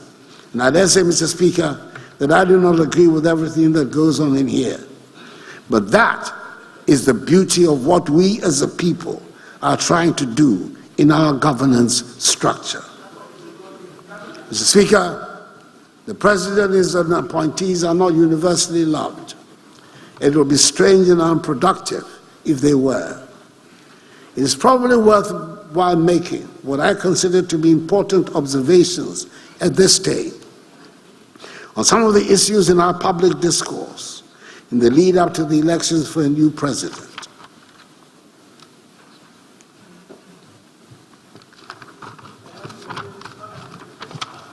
Under the Constitution, the executive power of the state is vested in the President of the Republic.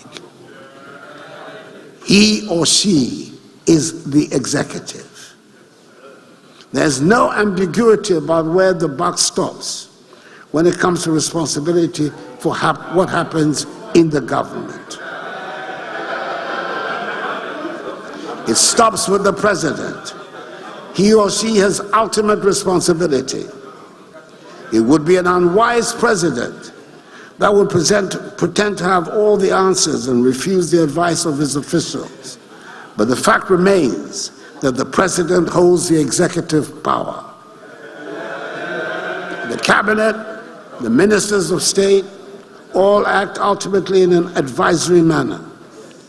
Of course, the member of the government might take an idea, be it generated by the President or the official or a committee, and turn it into a huge success, and the honors will be claimed or shared where public perception falls.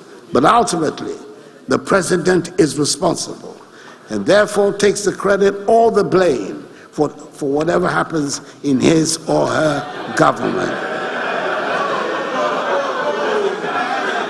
Mr. Speaker, let me make a second point. The programs that come from the executive benefit from the rigorous public examination and debates to which they are subjected. We all now take for granted and sometimes even bemoan the vigorous media and civil society organization scrutiny that characterize public discourse. It gives me quite satisfaction and great pride to hear young Ghanaians today who believe that criticizing the President of the Republic and challenging government proposals are normal, regular activities. Some of the young people listen with incredulity when they hear about a Ghana that was once without private radio stations, and people had to tune into foreign stations to hear critical and opposition voices. Today, there are some 550 radio stations in operation in this country. In spite of all its shortcomings and difficulties, the people of Ghana have shown admirable commitment to multi-party democracy and have not fallen for the instigations to resort to the violent overthrow of an elected government.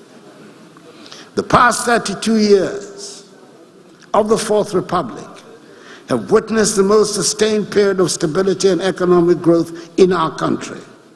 And we should be proud of what we have achieved and seek to protect and build on it. And that is why the theme for the 67th Independence Anniversary celebration on 6th March in Akuffo-Addo is Our Democracy, Our Pride. Mr. Speaker, I'm pleased to report on the progress we're making in the administration of justice. This past year, a total of 76 judges and magistrates were appointed. They comprise the new Chief Justice, 2 new Justices of the Supreme Court, 23 new High Court judges, 29 Circuit Court judges, and 21 new magistrates. 262 staff were recruited to address some of the human resource gaps created because of the newly established courts throughout the country. In January 2024, 3 additional justices have been appointed to the Supreme Court to replace 3 justices who have retired from the court. We've made unprecedented progress in the provision of court buildings and residences for judges around the country. In 2020, government set out to construct 120 courthouses with residential facilities nationwide. As of 31st January 2024, 67 courthouses have been successfully inaugurated and are in use at various sites around the country.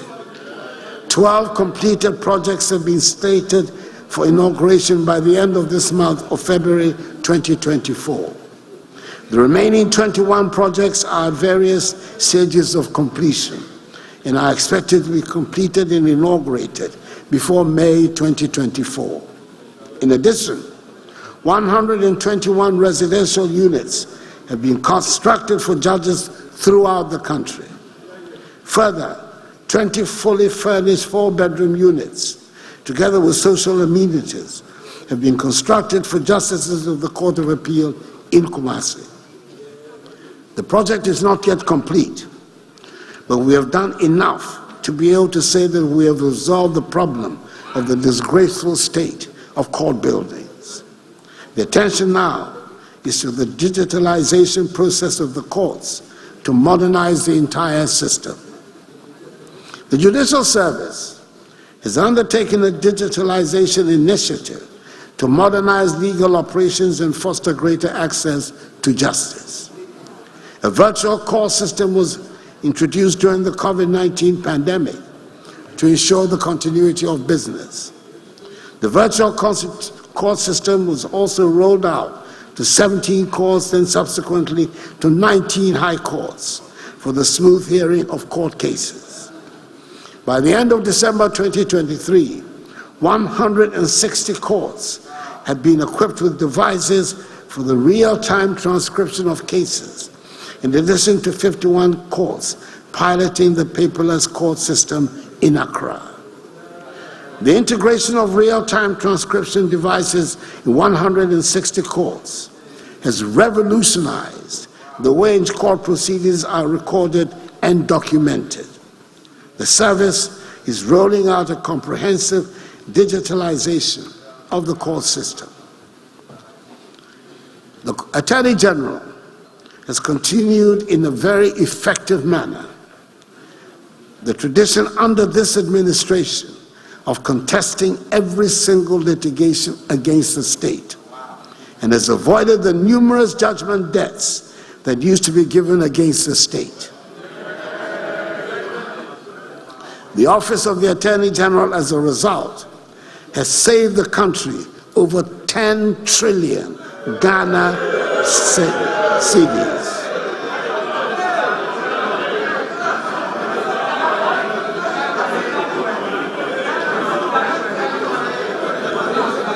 All the evidence is there.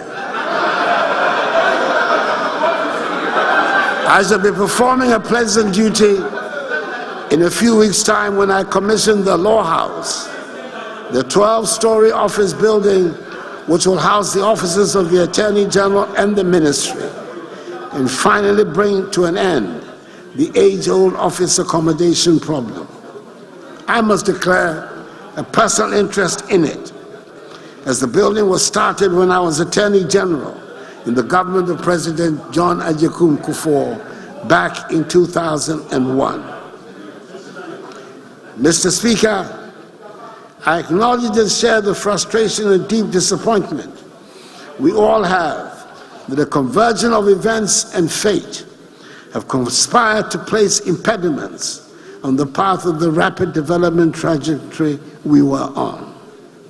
I'm proud that in spite of the dramatic financial crisis that we encountered in 2021, whose worst effects became manifest in 2022, the transformative measures we introduced in the first 4 years of office make it possible to showcase an impressive array of developmental projects across the length and breadth of the country. I do not intend to go through the long, even if interesting, process of enumerating the projects the Akuffo-Addo government has undertaken since coming into office, their location, and what stage of completion they are in. Mr. Speaker, with the best will in the world, there simply will not be the time to do that, even if we spend all day here.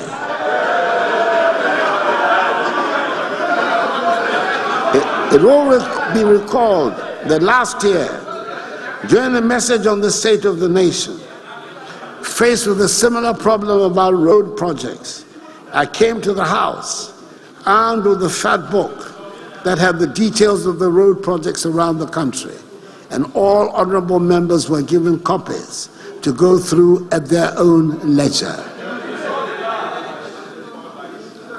I haven't had anybody point out one. This year, we're taking things to a higher level.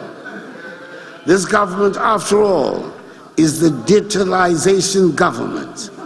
And the man who has led the entire digitalization process these past 7 years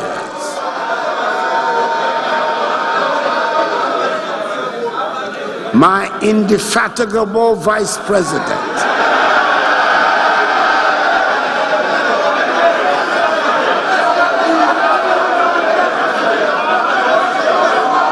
Dr. Mahamadou Bawumia, Dr. Digitalization, the MPP's excellent presidential candidate for the 2024 election,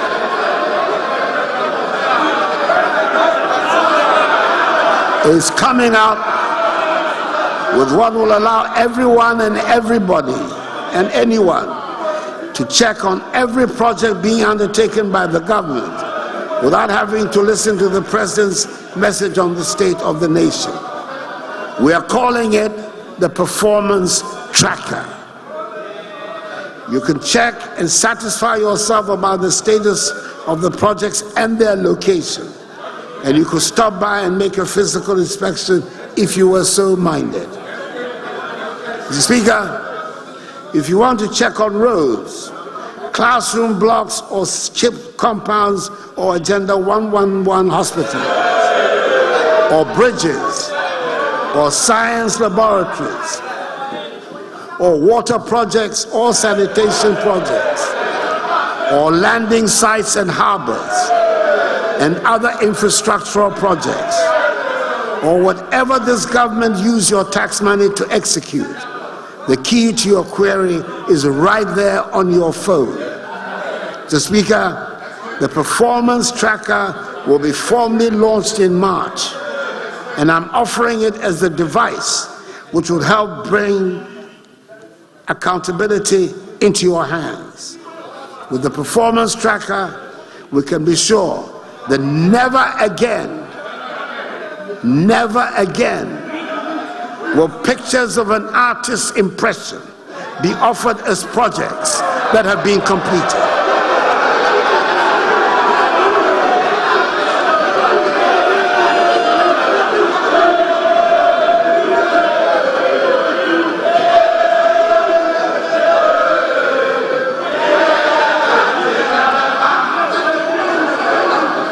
I'm able to recommend the performance tracker in the sure knowledge that the Akuffo-Addo government has done more in education in terms of student enrollment, teacher training and employment, provision of infrastructure than any government.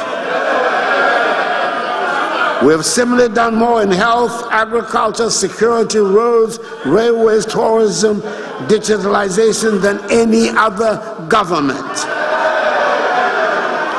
Thanks to the performance tracker, the president no longer has to go through lists. And I have the confidence to say that every performance indicator used shows we have done more in these 7 years than in any of the 8 years under the National Democratic Congress.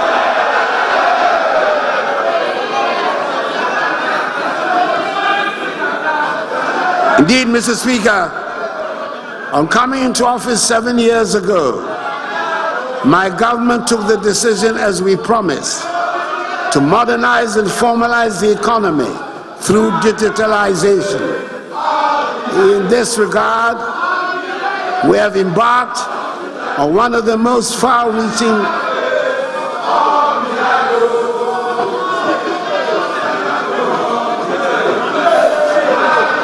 Mr. Speaker, come what may, I will have my day in Hansard. I will have my day in Hansard. Come what may. Believe you me.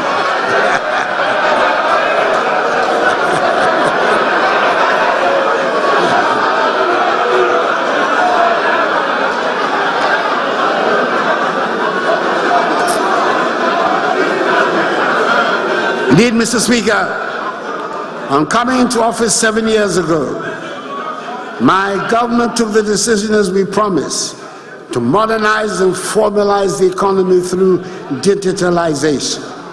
In this regard, we have embarked on one of the most far-reaching digitalization exercises in Africa. Up from the figure of 900,000 which we inherited when we came into office in 2017, we have thus far enrolled 17.6 million on the Ghana card, and therefore provided unique biometric identity to the majority of Ghanaians. We've also implemented a digital property address system with unique addresses for all properties in Ghana. Furthermore, through the implementation of mobile money interoperability, we've also provided access to financial services for adult Ghanaians through mobile money accounts that are interoperable with bank accounts. Ghana is now ranked #1 in Africa in terms of access to financial inclusion. We have digitalized the provision of public services at the ports, DVLA, NHIS, GRA, births and deaths, Registrar of Companies, ECG, Ghana Water, amongst others. Ghana is ranked #1 in West Africa and #7 in Africa in e-governance. We have also implemented the use of drones in the delivery of medicines, blood, and vaccines. And Ghana currently runs the world's largest medical drone delivery service. We have also networked all teaching regional and district hospitals, and patient records can easily be accessed in these hospitals without the need for a folder. Ghana is making giant strides in the area of digitalization, thereby improving transparency, accountability, and efficiency in the public sector and accelerating the growth of our economy. We are definitely going to be part of the digital revolution that is sweeping the world. Mr. Speaker, last year when I came to the House to deliver the annual message on the state of the nation, we were in the midst of negotiations with the International Monetary Fund. We were faced with a very difficult situation and had to take a lot of unpleasant but unavoidable measures to bring stability and confidence back to the economy. These included tax measures that we did not like, but we knew we had to take in the knowledge that the medicine will be bitter but temporary. Mr. Speaker, a year ago, I also stated the decision to undertake a comprehensive debt restructuring of our domestic and external debt to ensure we remain resolute in our objective to restore macroeconomic stability and sustainable growth. The decision was not an easy one, considering the complex and diverse domestic debt landscape. We had to consider safeguarding the financial sector, preserving social and economic conditions, and protecting our domestic debt market. A year on, I'm happy to inform you, Mr. Speaker, that we have made significant progress. We requested an unprecedented number of bondholders to participate in a voluntary exchange, and we were able to exchange successfully some 203 billion cedis worth of bonds. Not only was the exchange successful, but it helped us to secure within 5 months, the shortest possible time in recent debt restructuring history, a staff-level agreement to an executive board agreement with the IMF. My gratitude goes to all financial sector players, organized labor, firms, regulatory institutions, and all individuals who made this painful exercise successful. Mr. Speaker, as you may recall, government successfully paid the first coupon of 2.3 billion cedis on the new bonds on 22nd August 2023. At the time, that was the single biggest payout of domestic payments in a single day for Ghana. We then paid 2 billion and 60 million cedis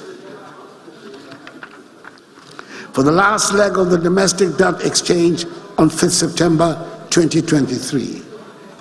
A week ago last Tuesday, on 20th February 2024, the second coupon of 5.8 billion cedis was paid to domestic bondholders.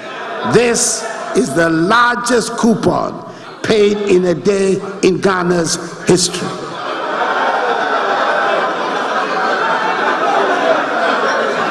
On the external debt side, we achieved a significant milestone by reaching an agreement with our public creditors. And I'll use this occasion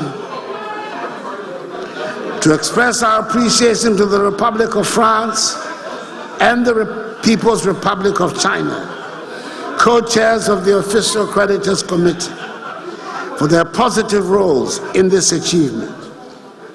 We have also intensified our engagement with our external bondholders on the principles of transparency, fair treatment, consistency with the IMF debt sustainability analysis, and good faith. We are focused and committed to accelerating the process.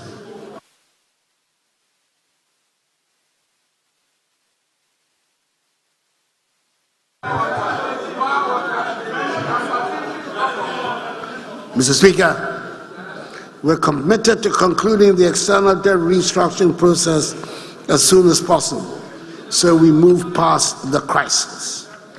This will enable us to complete substantially projects that have been constrained due to financial challenges. In the meantime, some of the priority projects have been transferred onto the GOG budget with the same fiscal space to ensure their completion. This will enable the Kumasi International Airport, with some 98% complete, to be completed by May. Other projects like the Akuffo-Addo Teaching Hospital, CATH, maternity block in Kumasi, the Takoradi Interchange, the Betebilamti Interchange in Accra, the University of Environment Sustainable Development Project at Bunso in the Eastern Region, Phase 2 of the construction of roads in Tamale, and the construction of the 84-kilometer railway line between Tema and Nakosombo would also be completed. Mr. Speaker, I'm happy to announce that an alternative source of funding has also been secured for the reconstruction and completion of La Hospital project as a fully functional modern hospital with the necessary equipment for diagnosis and treatment. The contractor has been paid an advance mobilization of 15%, representing some $7.5 million United States dollars, and work has begun. The project commenced effectively in January this year and will be completed in 28 months. Mr. Speaker, it is important to underline that the recent change in the leadership of the Finance Ministry will not affect government's determined commitment to implementing the terms agreed with the IMF to ensure that we restore the economy to healthy growth as soon as possible. Indeed, the macroeconomy was much stronger at the end of 2023 than in 2022. Inflation, which peaked at 54.4% in December 2022, has reduced to 23.5% in January 2025. Real GDP growth for the first 3 quarters of 2023 averaged 2.8%, higher than the targeted growth rate of 1.5% for 2023. The CD has been largely stable since February 2023, with a cumulative depreciation of 9% between February and December 2023. Gross international reserves reflected a significant buildup of 5.9 billion United States dollars, enough to cover 2.7 months of import of goods and services. The current account turned positive at 1.4% of GDP at the end of September 2023, from negative 2.1% at the end of December 2022. Generally, the macroeconomic indicators are once again all pointing in the right direction. I should point out that in all our discussions with the fund, a paramount consideration has been to ensure that the poor and vulnerable do not bear the brunt of the sacrifices that have to be made. Programs like LEAP, school feeding and capitation grant have been protected and indeed enhanced. Mr. Speaker, right from the start of this government coming into office, we have sought to place the maximum effort on the education and training of the youth as the base for building the prosperous nation we seek. A foreign statesman once posed the question, and I quote, "Why am I the first member of my parliament in 1,000 generations to have gone to the university?" Unquote. In the past 7 years, I've met many people, young and old, across the country who have told me about the first person in their families, in their communities, to have gone to senior high school. They might well ask the question, why are they the first boy or girl in their family to have gone to senior high school? The answer is not far-fetched. Not being able to go to secondary school for lack of money was so widespread an accepted phenomenon that it led to some people thinking senior high school was not meant for them or their children or for people from their village. And therefore, a child in the family finishing junior school and moving on to senior high school was simply not factored in their expectations. Mr. Speaker, free SHS might be labeled by its distractors as a mere political slogan that must be demonized. But it is in fact a transformative program that has broken myths and liberated minds.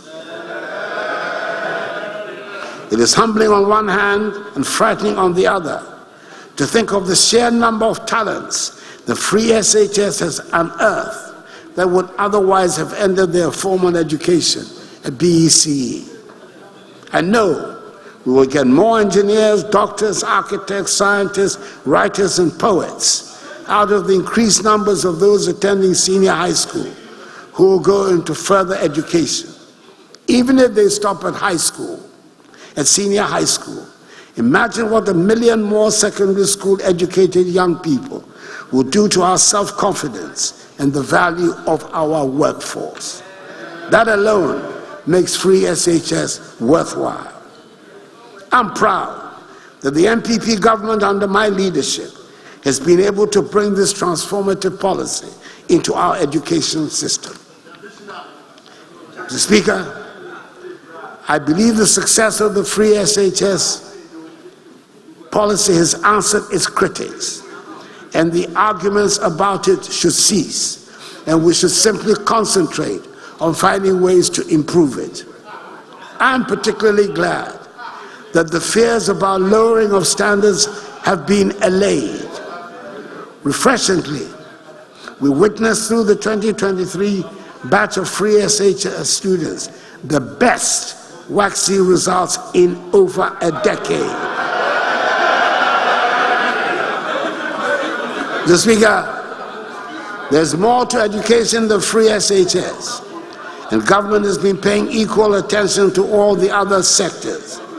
Kindergarten, primary school, and junior high school must work together to give a solid foundation and strengthen the free SHS policy.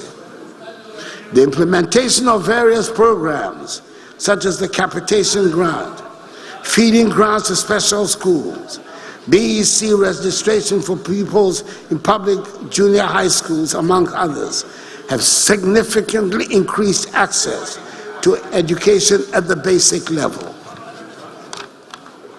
The focus of the comprehensive reforms within the sector has been to improve learning outcomes and ensure every child that goes through our education system is equipped with literacy and numeracy skills by the time they exit primary 6.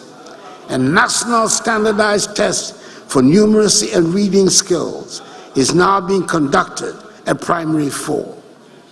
Unfortunately, quite a number of children still manage to slip out of the net and miss going to school altogether or drop out at primary school.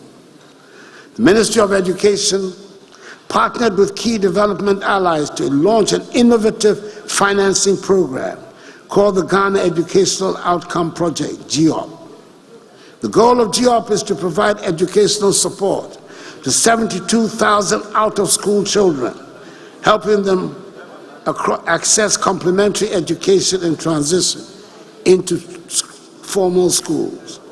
I'm happy to report that 17,340 out-of-school children have been taken through the program and mainstreamed into formal schools in 2023.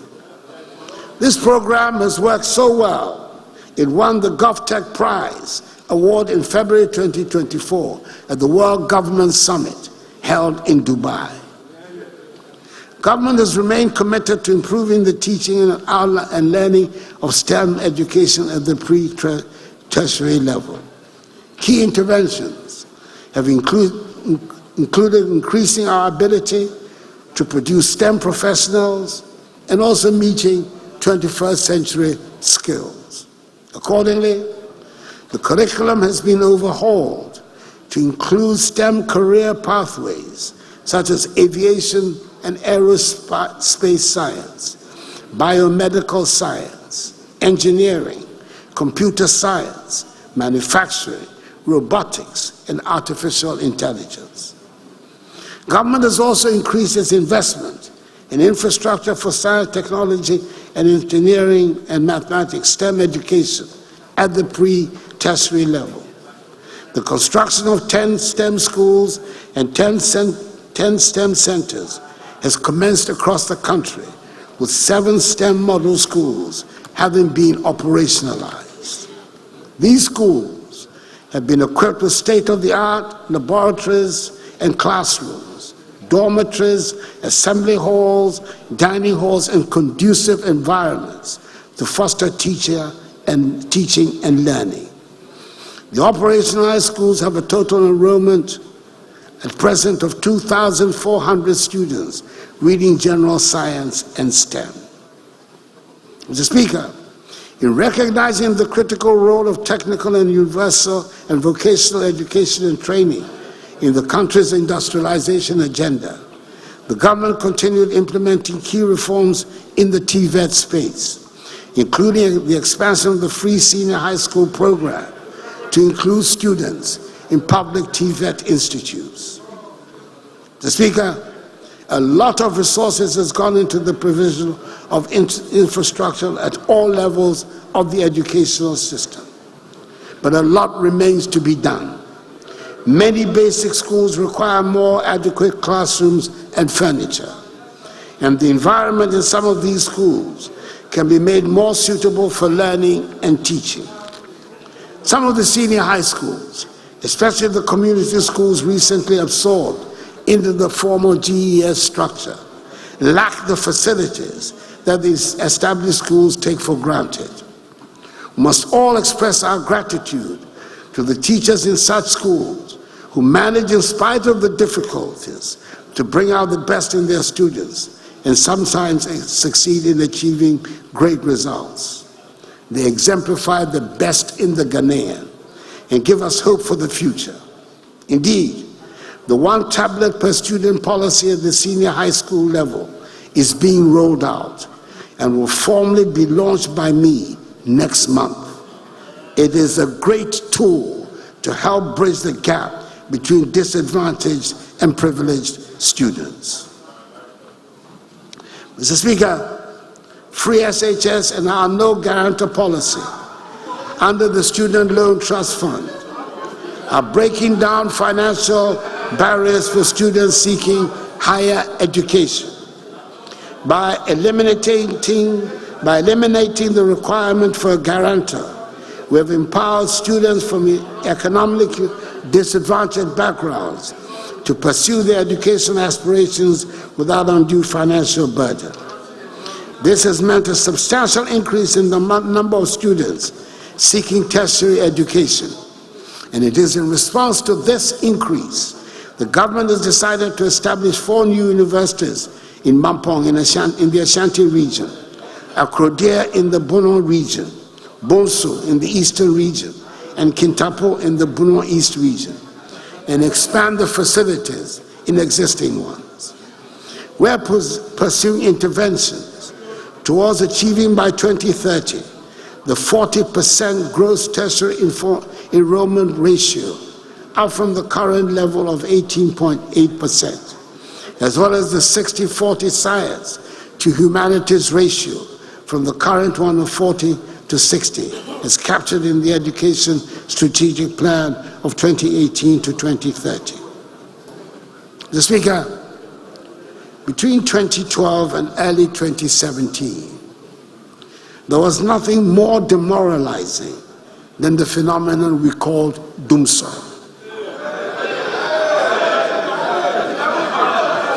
It was symptomatic of a dysfunctional system, and it caused widespread depression amongst businesses and households. After that experience, my government was determined that doomsday would not be inflicted upon government, upon Ghana and Ghanaians under an MPP government. Shouts will not wish doomsday away in our history. It will not.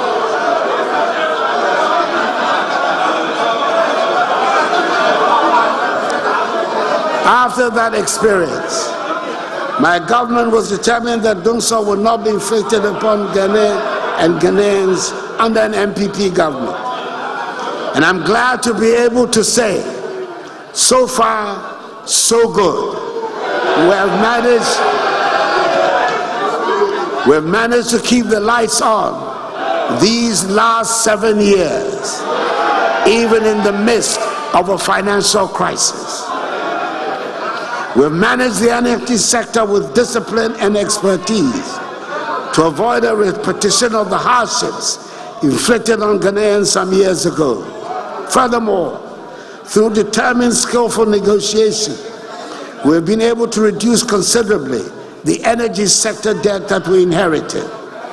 Indeed, the government negotiating team carried out a successful reconciliation exercise with the IPPs and ECG, which established that the IPP arrears position was not the $1.6 billion that had been previously reported in the media, but was actually $1.2 billion. That is savings of some $400 million.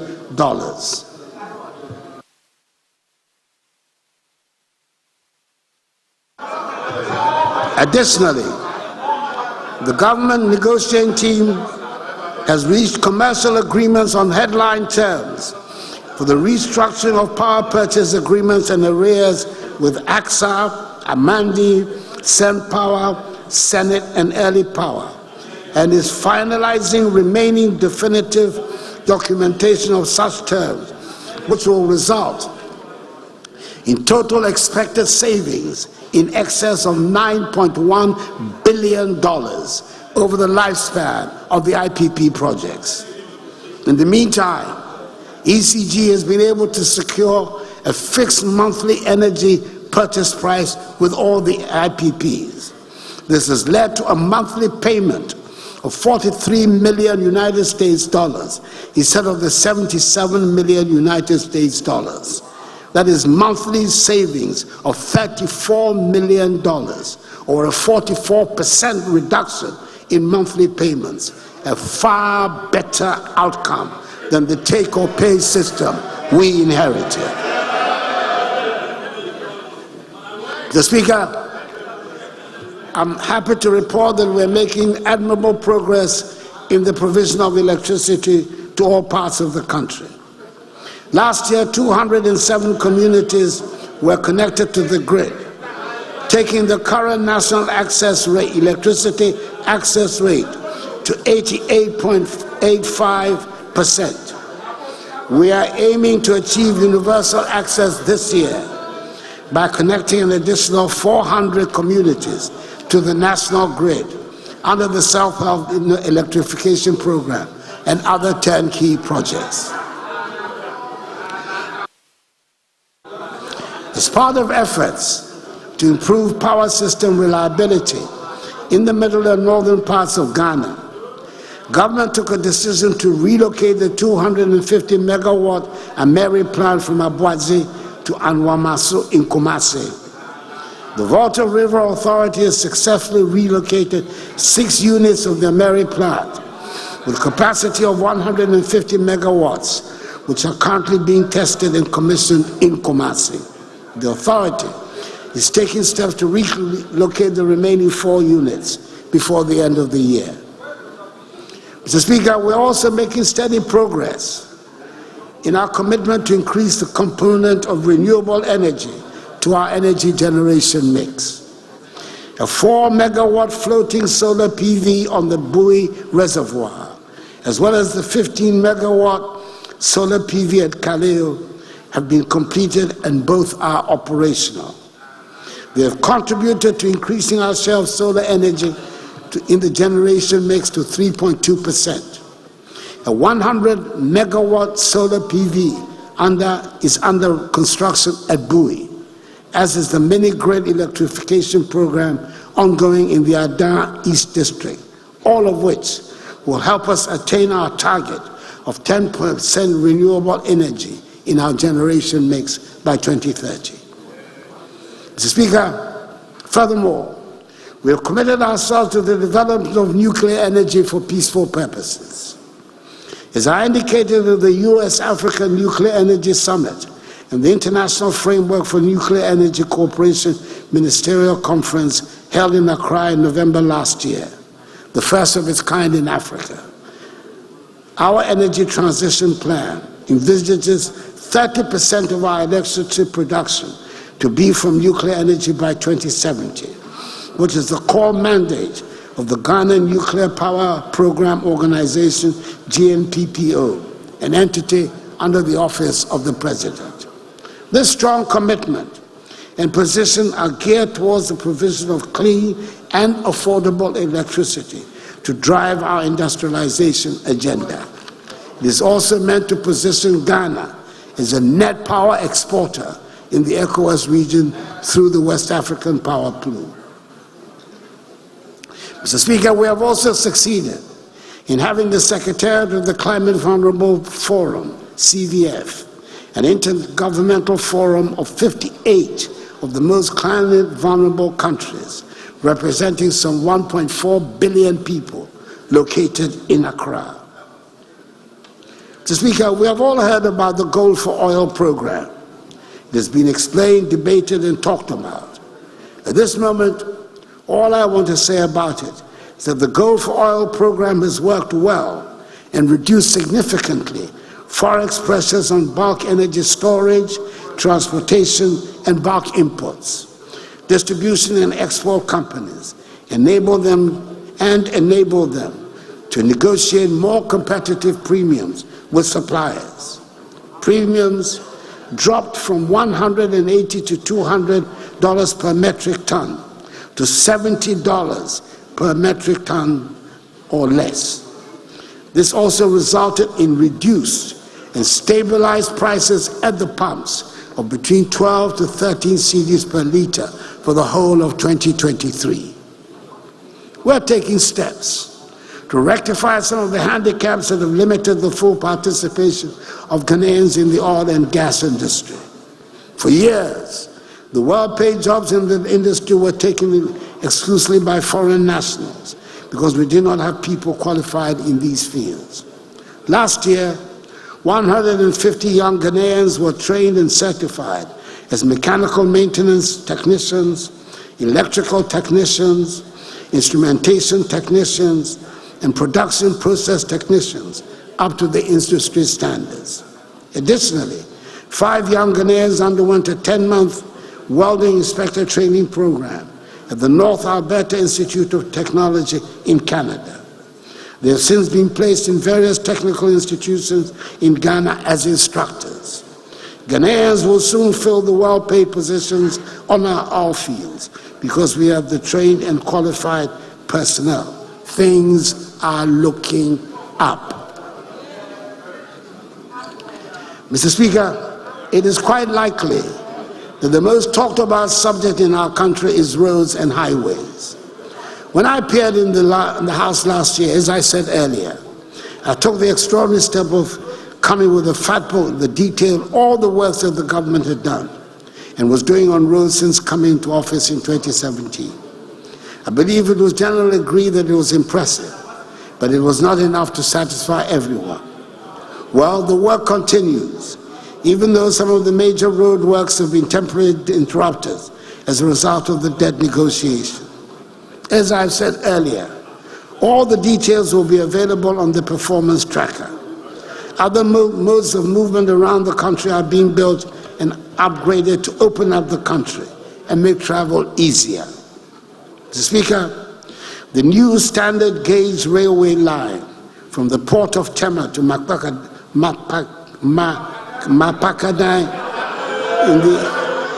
in the Adjournment district, of the eastern region, covering a distance of some 100 kilometers, is at the final stage of completion.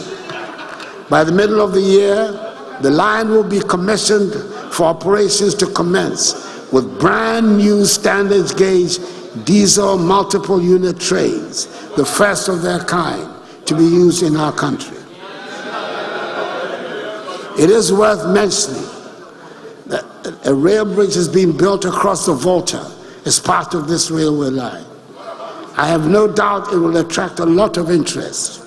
I'm a great believer in the importance of aesthetics as much as the practical, and that is why I encourage the constructors to construct the railway bridge, which was not a part of the original contract, across the Volta to make the journey more scenic.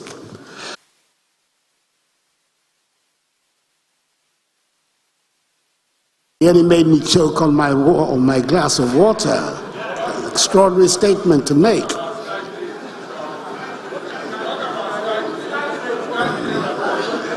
The development is on course of a new standard gauge Western Railway line to serve passengers, the mining sector, as well as support industrialization to boost the development and growth of this nation.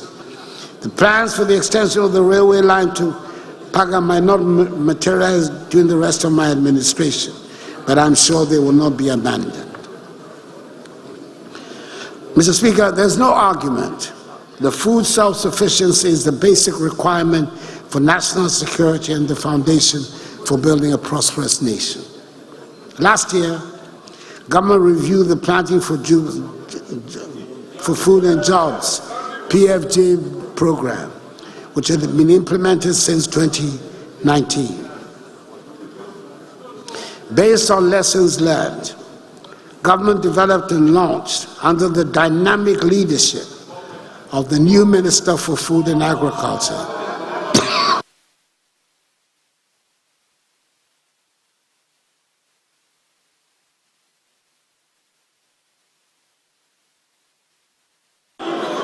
everybody who knows me knows I don't drink alcohol.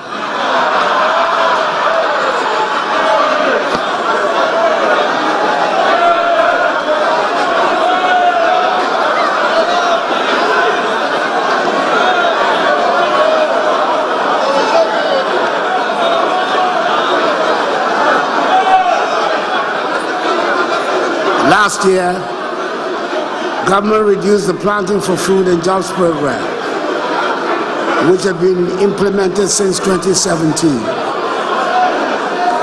Based on lessons learned, government developed and launched, under the dynamic leadership of the new Minister for Food and Agriculture, the second phase of the PFJ.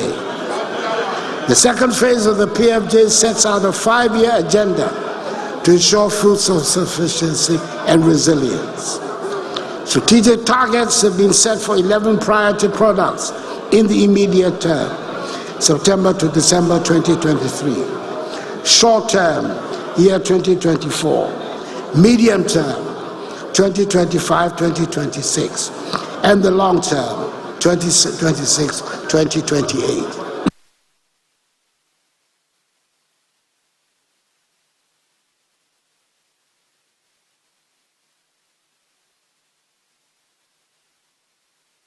The selected products are maize, rice, soybeans, sorghum, tomato, pepper, onion, cassava, yam, plantain, and poultry. I'm happy to report that production estimates for these priority products reveal that the planned targets for the year have been exceeded for all the products except poultry.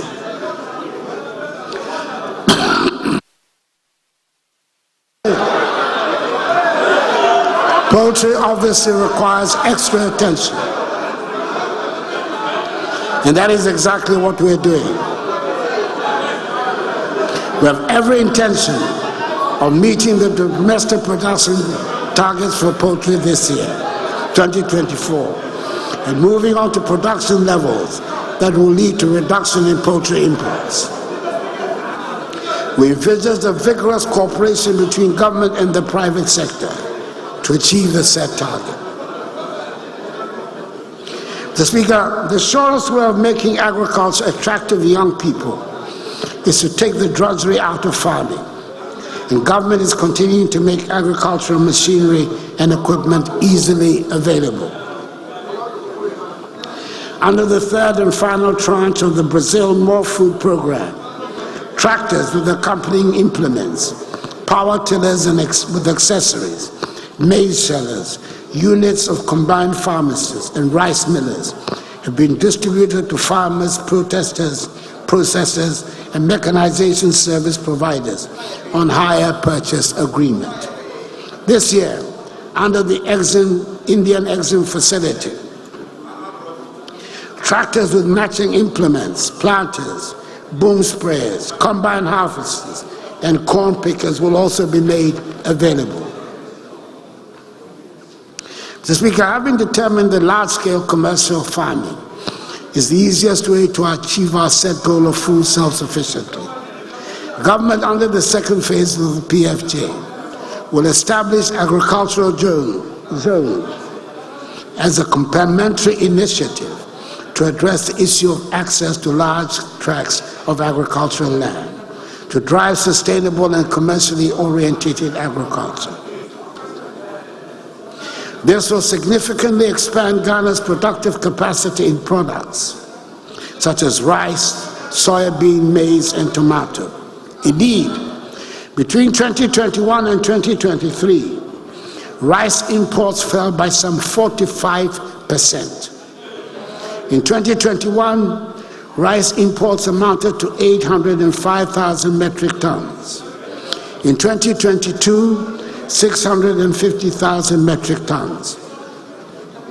And in 2023, 450,000 metric tons. This healthy trajectory will continue until we achieve full sufficiency in rice production. For each agricultural zone, government will partner with the private sector to provide the necessary irrigation infrastructure, develop access roads, expand power, solar and hydro, and provide mechanization services. Various locations across the country with potential to be food baskets have been identified for the establishment of the agricultural zones. They include the Afram Plains, Chopoli, Kumowu, Kratchi, and Nkranza, amongst others. Mr. Speaker, we all witnessed a spectacular increment of the cocoa price from 800 cedis per bag to 1,300 cedis.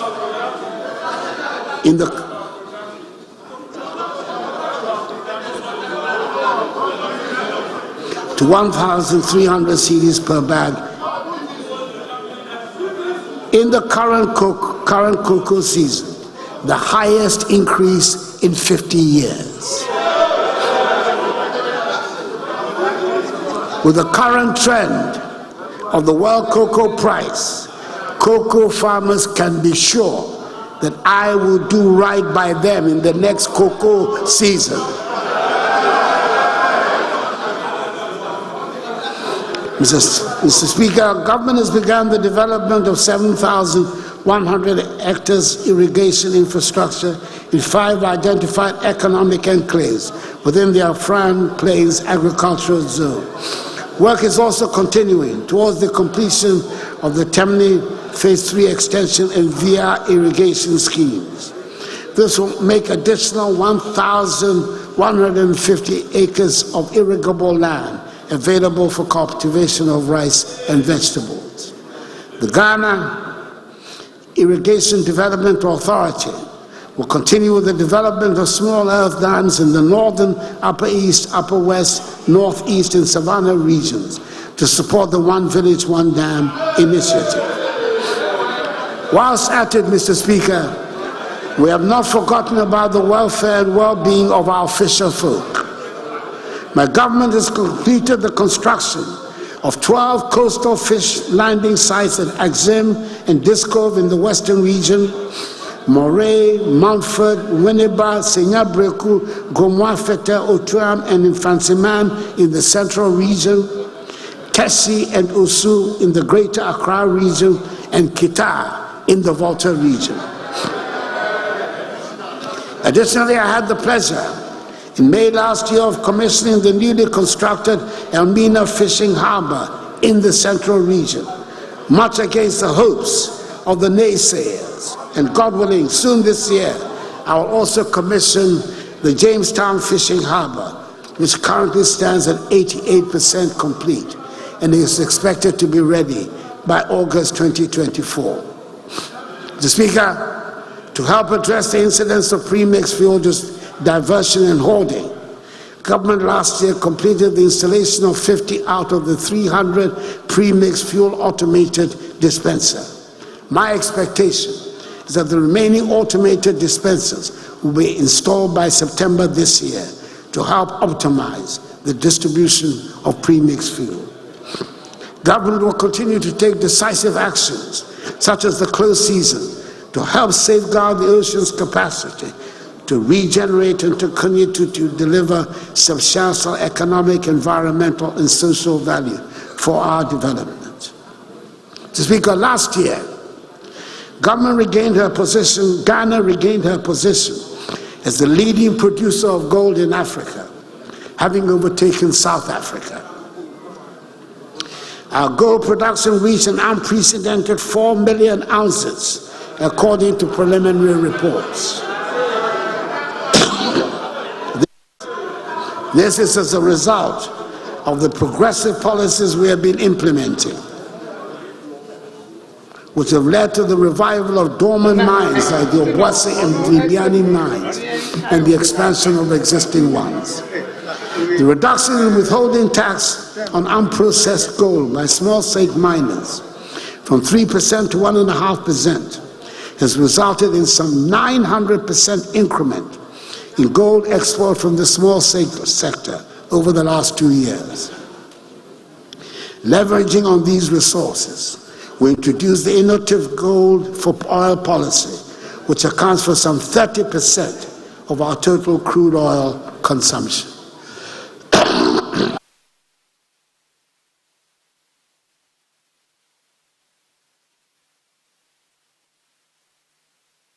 Currently,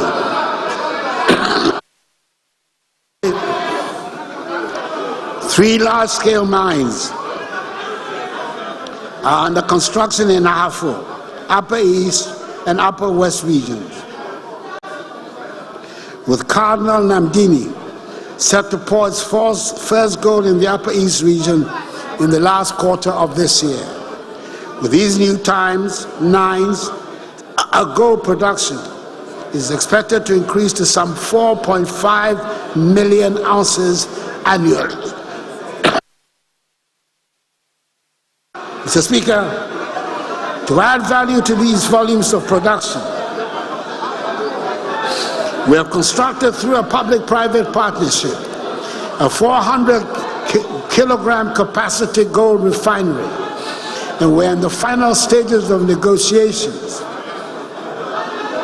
for a London Bullion Market Association certificate.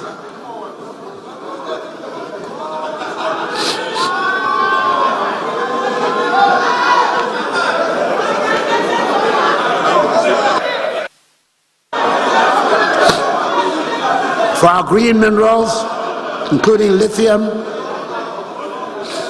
We have put in place a policy for their exploitation and management to ensure beneficiation across the value chain of these critical minerals. The Speaker, as it has been widely reported, Newman Corporation, the world's largest gold-producing company, which operates 2 huge mines in our country and is constructing a 3rd, has announced its intention to sell its Achim mine in the eastern region, the 3rd largest mine in the country, which produced some 420,000 ounces of gold in 2022. As part of government's policy to modernize the mining sector, to indigenize the mining sector, we will engage with Newmont to give priority to Ghanaian investors who will want to acquire this mine to ensure that our mineral resources better benefit the Ghanaian people. The Speaker, we continue to work to ensure the protection of our forests and wildlife resources while reclaiming degraded forests. Some 42 million trees have been planted over the last 3 years under the Green Ghana project, and some 690,000 hectares of degraded forests have been cultivated between 2017 and 2022 under the Ghana Forest Plantation Strategy. Mr. Speaker, the main cornerstone of our move towards the industrial transformation of Ghana is the One District, One Factory policy, this government's iconic flagship initiative. It demonstrates how government can stimulate and incentivize the private sector to expand and diversify manufacturing across the country by harnessing locally available raw materials. It is significant to note that within the relatively short span of 6 years, government has directly intervened to stimulate interest in and support many private sector business promoters to make significant investments in manufacturing under the One District, One Factory program.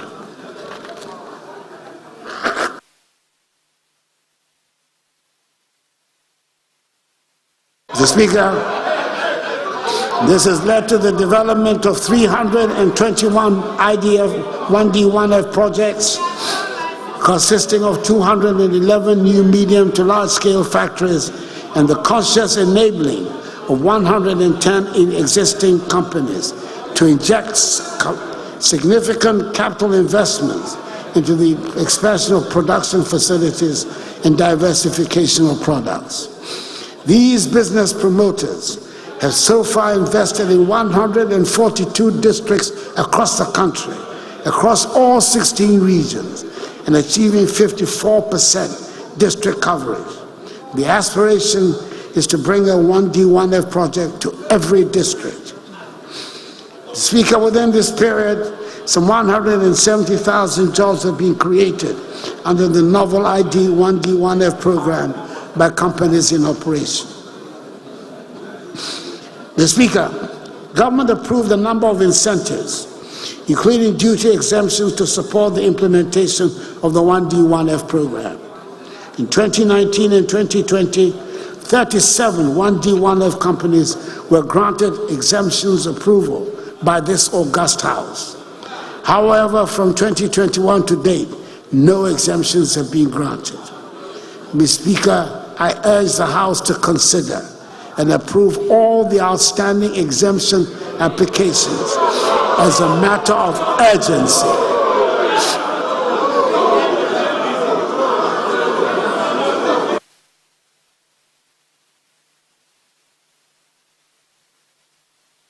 To send positive signals to the business community. The exemptions law that you have passed provides for such exemptions under existing laws. To speak of the other initiative aimed at stimulating industrial growth that we have been actively promoting is automotive assembly and component manufacturing. It is universally recognized as a key strategic sector for stimulating industrial transformation. The comprehensive automotive development policy launched by government in August 2019 has undoubtedly been the catalyst that has attracted a record number of 12 original equipment manufacturers, including Volkswagen, Toyota, Suzuki, Nissan, Peugeot, Kia, Hyundai, Honda, to set up assembly plants and produce a range of models here in Ghana. The Speaker, it is noteworthy that these investments have been accompanied with complementary initiatives to build the necessary engineering and technical skills in Ghana. Toyota Ghana has partnered the School of Engineering Sciences of the University of Ghana to establish and operate a modern auto engineering training center for engineering students and the industry to acquire applied auto engineering training. Similarly, Kia Motor Company of Korea has upgraded the Rana Motors West African vehicle assembly with state-of-the-art equipment for training of auto repair and maintenance technicians, including repair and maintenance of electric vehicles. Mr. Speaker, to spur our industrialization, we're implementing the 4-project agenda of the Ghana Integrated Aluminum Development Corporation GIADEC, with projects 1 and 2 having already taken off. And last month, we signed an agreement for the implementation of Project 3. Mr. Speaker, we will lay before this August House, at this first meeting of this session of Parliament, a legislative instrument to prohibit the export of bauxite in its raw state. We're also in the concluding phase of discussions for the establishment of a $450 million US refinery to refine the manganese we produce. Mr. Speaker, we have all long acknowledged the trade between African countries must increase if we are to make any headway with our dreams of prosperity on the continent. I'm happy to report that the setting up of the AFCFTA, with headquarters here in Ghana, is beginning to show positive results. Ghana is one of the 7 countries selected to participate in the Guided Trade Initiative, GTI, of the AFCFTA Secretariat. And this has enabled us to make significant inroads into East Africa, notably Kenya and Tanzania. Over 700 AFCFTA certified products from Ghana, like cosmetics, processed foods, beverages, coconut oil, shea butter, and garments, have been targeted at the AFCFTA market under the Guided Trade Initiative. I'd like to make special mention of Casapreco Company Limited, one of our iconic logo beverage manufacturers, which has commenced exports to the Kenyan market. It is a fact worth celebrating that many other Ghanaian companies now have set their horizons way beyond the shores of our country and see the entire African continent as the market to aim at. Mr. Speaker, in speaking about the workspace and jobs, our thoughts inevitably turn to young people and, for some people, to the formal sector and formal sector jobs. We often forget that formal sector employees form only a small part of the working population. This small percentage of the working population tends to be the ones that are covered by pension schemes, and unfortunately, the majority of workers in the country do not have any pension schemes. To that extent, in May last year, SNET launched a self-employed enrollment drive, SEED, an initiative which seeks to improve coverage and increase the contributor base of the SNET scheme. Since the launch of the SNED initiative, some 600,000 self-employed persons have been enrolled onto the program and now have some form of social security cover. Effective 1st January 2024, all pensioners on the SNED pension payroll as of 31st December 2023 have had their monthly pensions increased by 15%. This translates to 10.05% of effective increase for the highest earning pensioners and 36.37% effective increase for the lowest earning pensioners. The 15% indexation rate will result in an additional expenditure of 697 million cedis.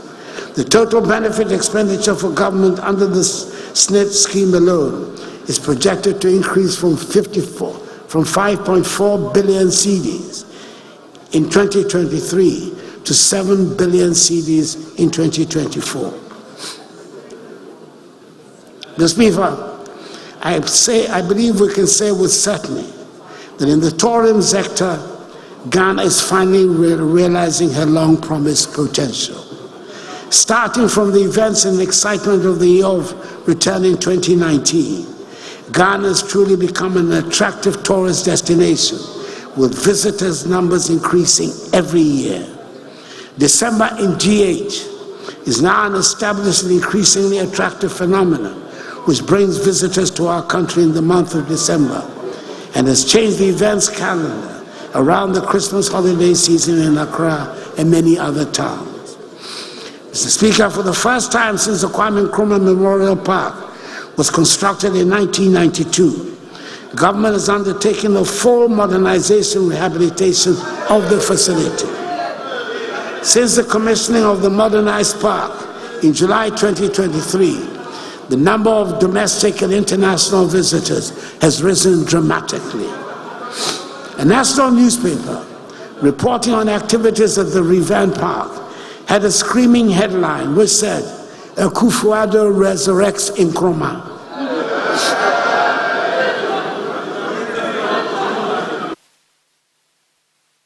That gave me pause for a moment, but on reflection, I decided I would accept it, be it a compliment or criticism or an addition to the collection of sayings by elders. Whatever it is, since the commissioning, there have been 208,557 domestic and international visitors to the park between 14th July and 31st December 2023. Mr. Speaker, compare that, if you may, with the best performance until then, which was in the year of return in 2019, when there were 126,190 visitors in the year. Other facilities are being upgraded, and it's good to know that the private sector is showing interest in getting into the development of tourist attractive sites. Mr. Speaker, the National Museum Gallery, which had been closed down since 2015, has also been fully refurbished. It attracted over 35 visitors in 2023, and I'm particularly pleased the school children form a good part of the visitors to these sites. The first ever Kente Museum, aimed at preserving the cultural heritage in Ghana, has been built at Boomre in the Ashanti region and was recently commissioned by the Second Lady. Preparatory works and designs for the construction of the Heroes Park, a museum to commemorate the founding fathers of Ghana, the Big Six, J.B. Dankwa, Emmanuel Obeche Bilamche, Edward Akuffo-Addo, Ebenezer Kwaje, William Uforiacha, Kwame Nkrumah, were completed in December 2023, and construction will commence very soon. Mr. Speaker, government through the National Film Authority is committed to supporting the production of world-class content and films, as well as increasing the cinema infrastructure in Ghana and by extension on the continent. To this end, a favorable fiscal tax regime for cinema projects, including income tax and VAT incentives, import duty exemptions on film production equipment, 20% tax rebate for strategic film productions and film financing reliefs is being elaborated by cabinet, which should be outdoored very soon and should provide another tangible reason for the choice of Ghana as a film production country. Mr. Speaker, in line with government's commitment to ensure gender equality, the revised National Gender Policy and the Affirmative Action Bill were approved by Cabinet in October 2023. The Affirmative Action Bill is currently before Parliament for consideration and approval, and we count on the support of members of Parliament for speedy passage of the bill. The Ghana Enterprise Agency, GEA, is implementing an only women support program where micro, small, and medium enterprises owned by women with the potential of scaling up their operations, increasing sales, and creating sustainable jobs will receive liquidity support. The GEA is also implementing the Youth Start program, a youth empowerment program which recently disbursed 100 million cedis to some 3,000 youth beneficiaries to upscale their businesses. Mr. Speaker, we're also implementing some interventions directed at providing support for persons with disabilities. In June last year, a significant boost was given to micro, small, and medium enterprises owned by persons with disabilities when government launched the 12 million CD PWD Enterprise Support Program. This grant support program, under the Ghana Transformative Project, is being funded with the support of the World Bank.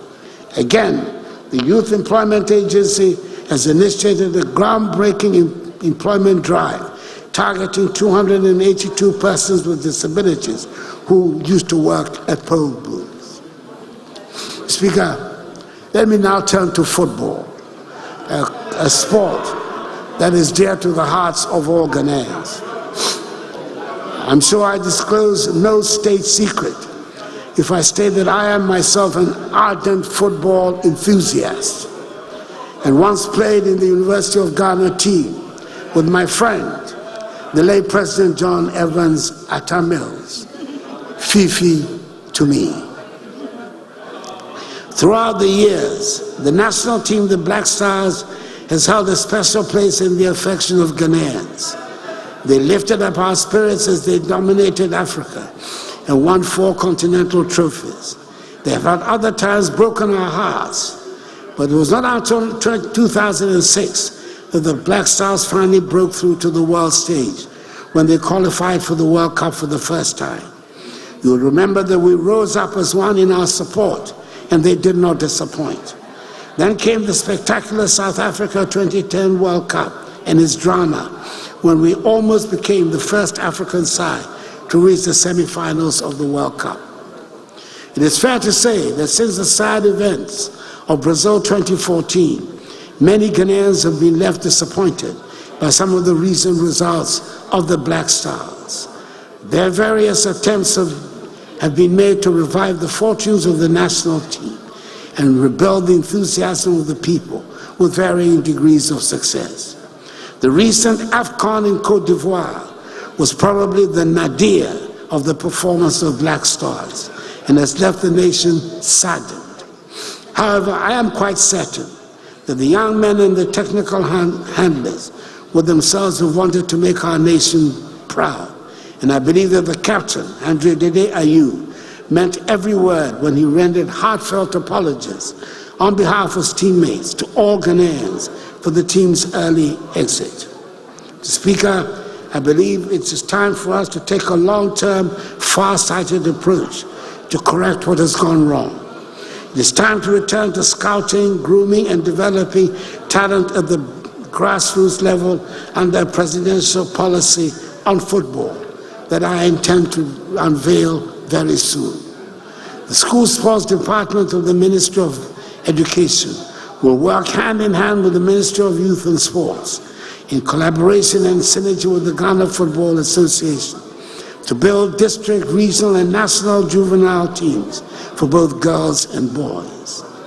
The more than 150 AstroTurf pitches constructed throughout the country under this administration provide the foundational facilities to make a start as we strive to provide more of them, which should see a steady progression of talent up the ladder from the junior juvenile teams to the senior sides based on merit and nothing else. A similar approach has been tried before under the 5-year football development plan led by the late Ben Kofi, initiated under the MPP administration of President J.A. Akuffo.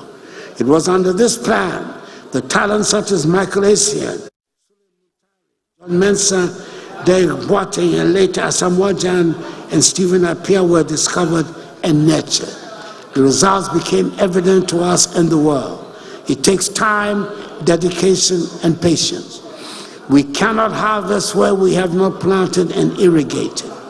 I have no doubt at all that the Black Stars will rise and make us proud again. Mr. Speaker, the senior women's team, the Black Queens, who do not get half the attention the Black Stars get, have been performing quite creditably. They've gone for 10 matches without any loss until last December, and then when they lost narrowly to Namibia in the qualifying round for the 2024 Women's African Cup of Nations. Even though they lost narrowly to Zambia in the first leg of the qualifiers for the 2024 Olympic Games, let us wish them well in the second leg to be played in Lusaka tomorrow. I hope they give us something to cheer about. Mr. Speaker, it gives me great pleasure to report that all the preparations are ready for Ghana to welcome sportsmen and women from around the continent to participate in the 13th edition of the African Games. It seems incredible, but this is the first time that Ghana will be hosting these games. It has taken a lot of courage to have persisted with the decision to host the games, especially when our financial problem came in the midst of the preparations. But I am glad we went ahead. The preparations are all complete, and I was excited and very pleased with what I saw at Botima when I went to commission the Games Village some 2 weeks ago. We have high-class sporting facilities which should serve us well long after the Games are over. Some of the events will take place at the University of Ghana Sports Stadium. It is worth noting that this is a facility started under former President J. Akuffo and was abandoned by successor governments. I'm extremely proud that this project has been finished under my stewardship, not just because of the Games, but also because it has taken 75 years of existence for Legon, Ghana's premier university, to have a sports stadium. I urge all Ghanaians to make our visitors welcome and to patronize the Games and cheer on the participants. Mr. Speaker, this is the 7th time that I've appeared before this House as President to give an accounting of the state of our nation. Luckily for me, I know my way around the place, having spent 12 memorable years here as a member of Parliament. And therefore, even on the few occasions the sections of the House did not want to make me welcome, I was still able to manage. I have one more scheduled date with the House when I will be here to give an accounting of my time in office. By that time, my successor would have been elected. And we will be getting ready for the swearing-in ceremony. The elections will be held peacefully, and the candidate with credibility to take us on to a higher level will win. Let me wish all of us well in the elections on 7th December. Before then, a number of important tasks lie ahead of us, one of which will be commissioning the Nana Adjournment the first international airport in Kumasi, and naming the recently commissioned airport in Tamale the Yakubu Tali International Airport of Tamale. Mr. Speaker, we stumbled, but we are rising again. We were bruised, but we are healing. We have recovered our footing. We have dusted ourselves off, and now we face tomorrow with confidence. Every day we pray and hope that adversity may spare our families, our communities, and our dear nation. But should we be confronted by misfortune, we must face it like people with a proud history who fight and do not flee. Yenim kom, yenim jani. That is the Ghanaian spirit. That is our armor and our shield. This is our ethos. Let us believe in Ghana. I believe in Ghana. And may God bless our homeland, Ghana, and make her great and strong. I thank you for your attention.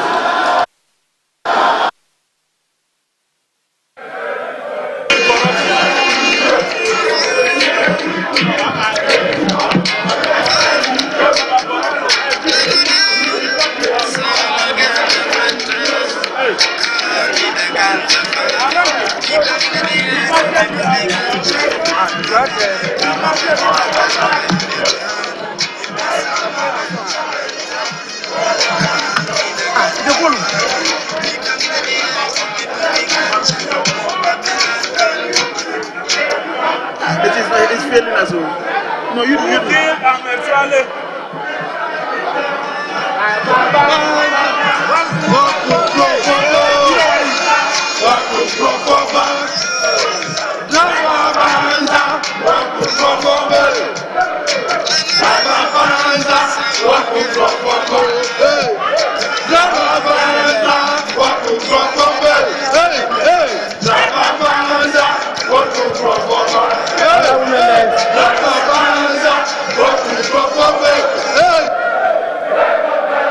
Honorable members, honorable members,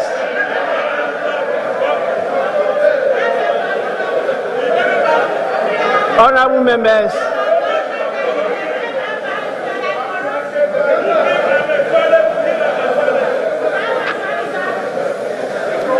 honorable members,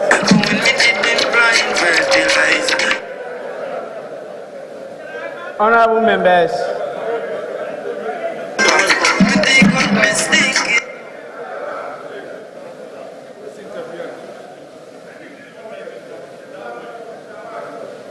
honorable members,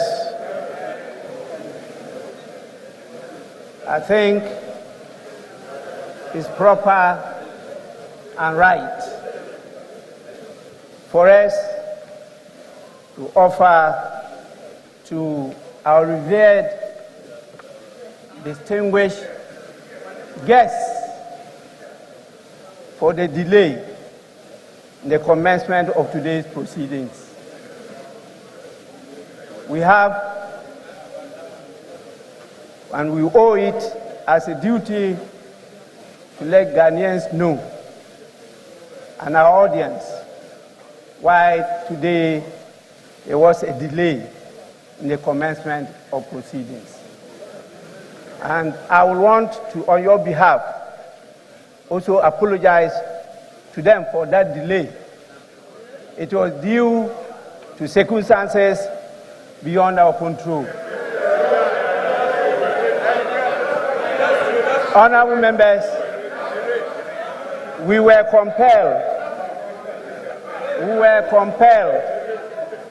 to attend to some debilitating constraints to the House, and that kept us an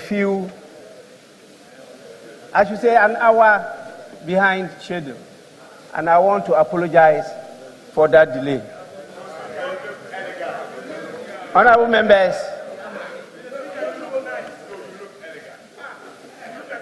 we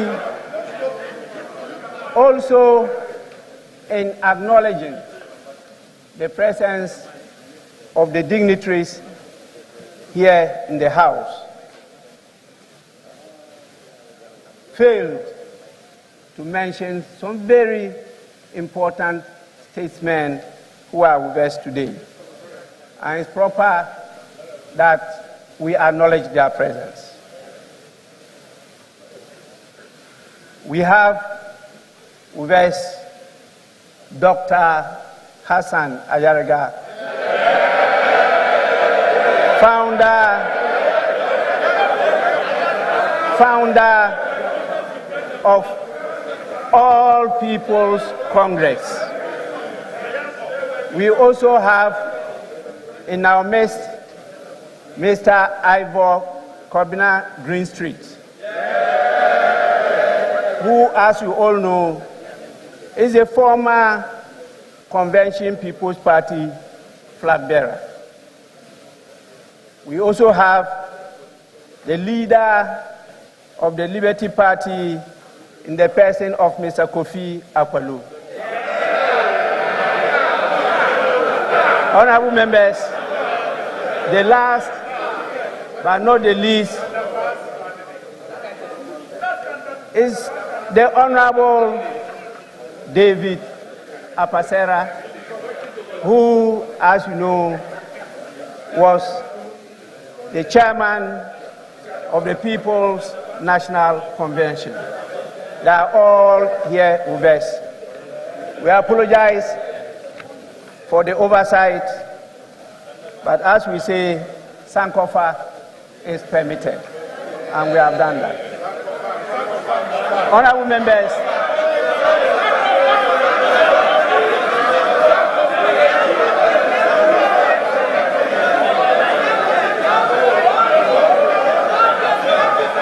honorable members, the Speaker is very vigilant. And as I mentioned earlier on, the ability to catch the eye of the Speaker includes good behavior.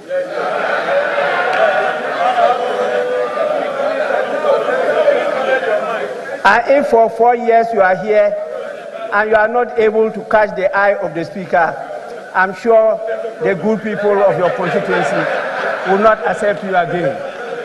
So please, kindly abide by the code of conduct which you yourselves approved here on the floor of the House. With this, I want to, in accordance with Standing Order 72-4, convey to His Excellency, the President, the gratitude of the House for the address. Honorable members, again, in accordance with the practice of this House, a formal communication will be forwarded to His Excellency the President after the House has thoroughly debated this address. I want to thank all of you for your cooperation, but to emphasize that Ghana is out. Actually, we are down, but not out. And Ghana will rise again.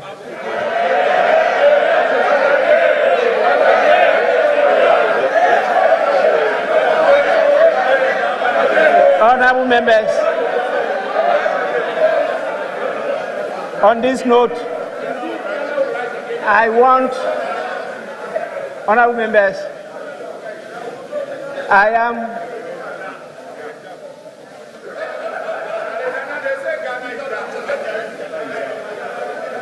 I want to call on the majority leader to indicate the nature of the business on the floor. I don't want to go direct to tell him that this is an indication for him to move for an adjournment of the sitting. I say I don't want to.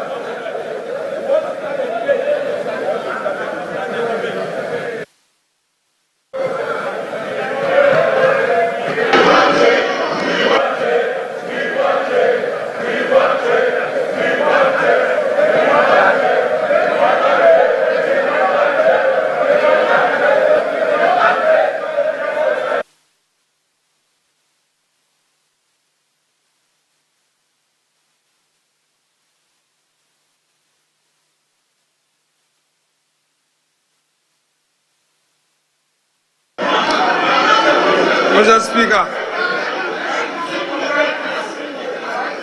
thank you for the opportunity. Mr. Speaker, on such an auspicious occasion and considering the optimism with which Mr. President has spoken to the nation, Mr. Speaker, you were right, and Mr. President himself acknowledged that considering the situation we find ourselves, we are down, but we rise again under the able leadership he is providing and the future which is assured. Mr. Speaker, we are, by the practice of this House, ready to debate Mr. President's message. Considering the situation we find ourselves as a country, Mr. Speaker, we are ready to debate this message now. However, Mr. Speaker, as has been the practice, members would want to prepare. And I noticed that the minority leader was jotting down a lot of notes. I need to remind him that I have with me the 2014, 2013, and the 2016 State of the Nation address. And all of these were full of lamentations. So, Mr. Speaker, I don't know what he was actually jotting down. But if it was a debate he was preparing for, Mr. Speaker, I want to assure him that we will face him with this optimism and remind him of the lamentations of 2013, 2014, 2015, and 2016. Mr. Speaker, without more, I shall pray that this House be adjourned to tomorrow at 10 in the forenoon or soon thereafter. Mr. Speaker, I so move, and I urge my colleague to second the motion. That is a practice. He should second. He should just second. Today is not for debate. Mr. Speaker,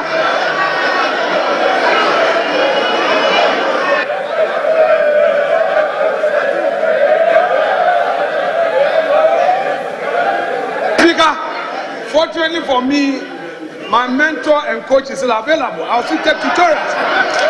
Yes, indeed. Yes, that is true.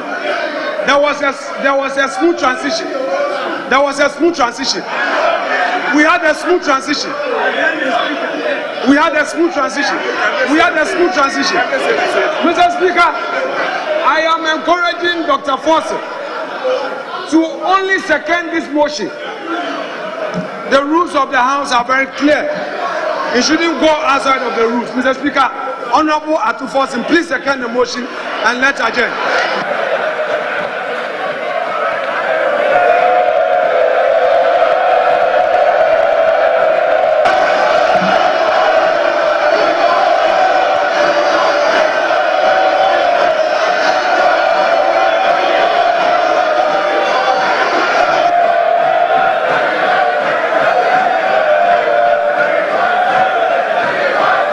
Honorable members, honorable members, honorable members, honorable members.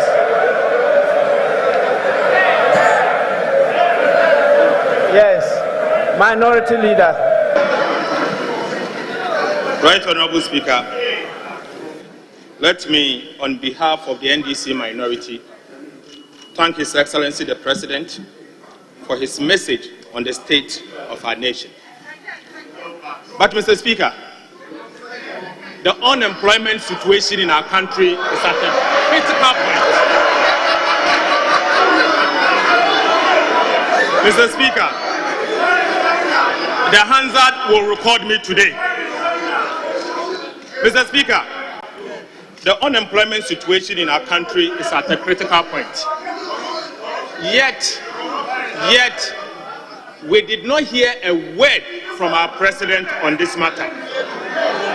Mr. Speaker, out of 33 million population, only 11.3 million are employed. This number includes peasant farmers. Mr. Speaker, the difference between the 33 million and 11.3 million is what I call ninja. No income, no jobs, no assets.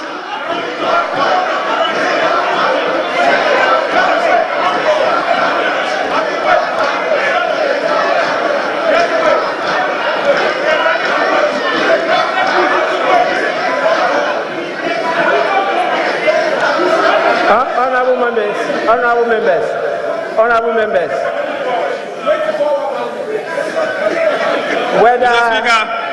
Whether you are a front bencher or a back bencher, I see you. Minority leader, you may continue. Mr. Speaker, this means that 2 out of every 3 Ghanaian is unemployed. Mr. Speaker, 30% of our youth are jobless.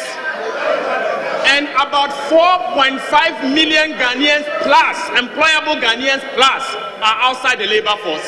So, Speaker, this simply means that this number have simply given up on their search for jobs because of years of frustration and disappointment. Mr. Speaker, the state of our nation is hopeless. No wonder that an ordinary Ghanaian, including professionals, are leaving our shores in droves, in search for greener pastures.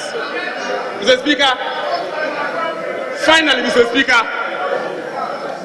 I am scandalized. I am shocked to the marrow to have noticed that our president, following the recent ministerial reshuffle, has increased the size of his government. Mr. Speaker, today we have a Minister of Finance Domestic and a Minister of Finance International.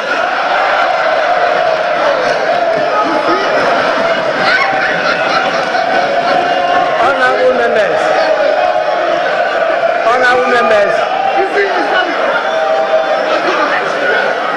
Mr. Speaker. Honorable members. Mr. Speaker, $1 today is 13 cedis.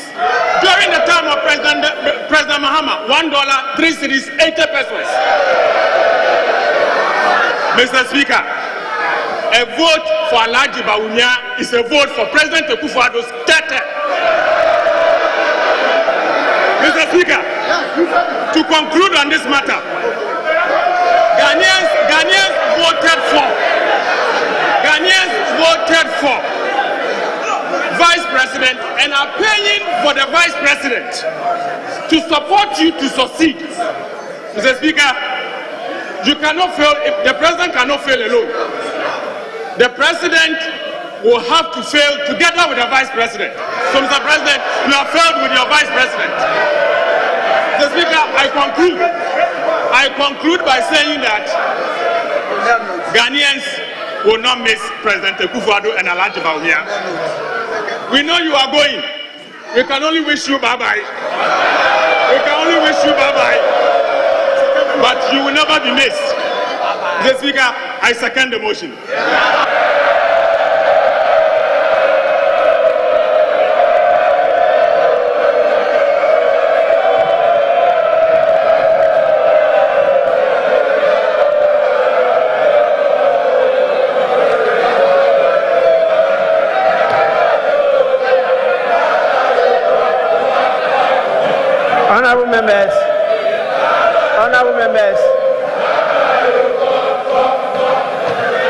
Honorable members, the motion has been moved and seconded.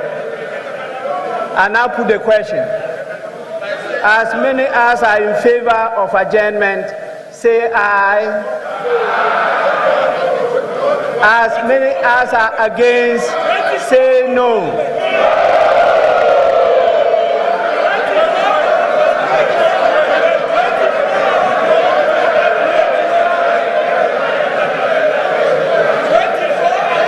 Honorable members, I put the question again.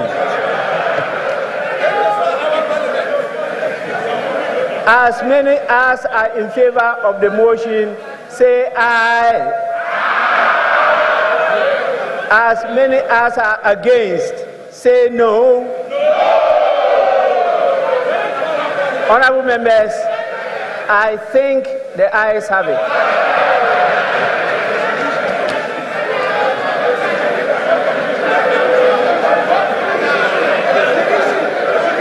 Honorable members, the ayes have it.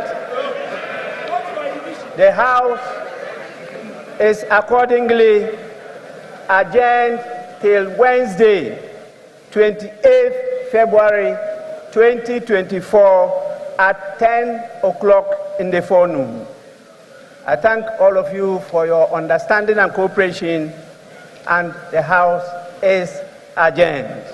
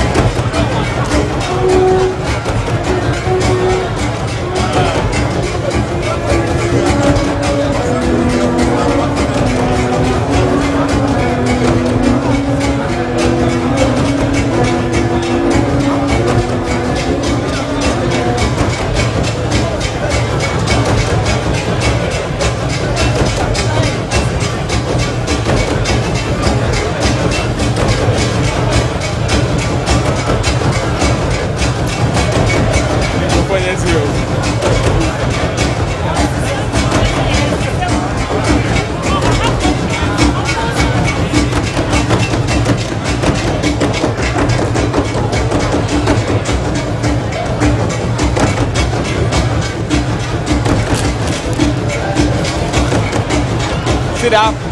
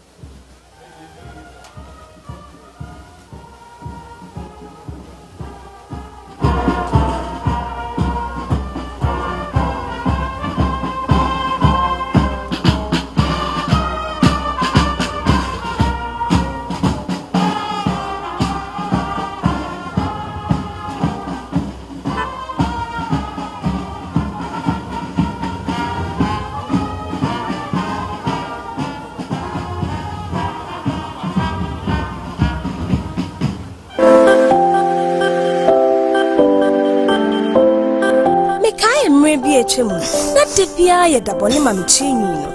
Nanswane, yet you am a maximum regular hair relaxer, free olive hair moisturizer cahono. My bra was son. Made the maximum olive hair moisturizer no from maximum regular hair relaxer no na me dia fa me trini na se. Maximum regular hair relaxer ye trini ase adwuma ma ne yemre. Motso na atnetene no so kama. Me sanso the maximum rich hair pomade ye me trini na se. Na amananse, amanembubu, na amanantetenso. Afei dia me trini na ahwen. Emu so ye dru. Maximum super hair relaxer so ho homa wona wo trini na edin. Maximum hair relaxer because you are the max. FD Adredia and Cry. Anima, Sasadia, Sankofa natural spices at the romanti. Yabehu, Nesenti, Yam Fire Pomodini Agubi, Nana Funiaji. If we say, Ya.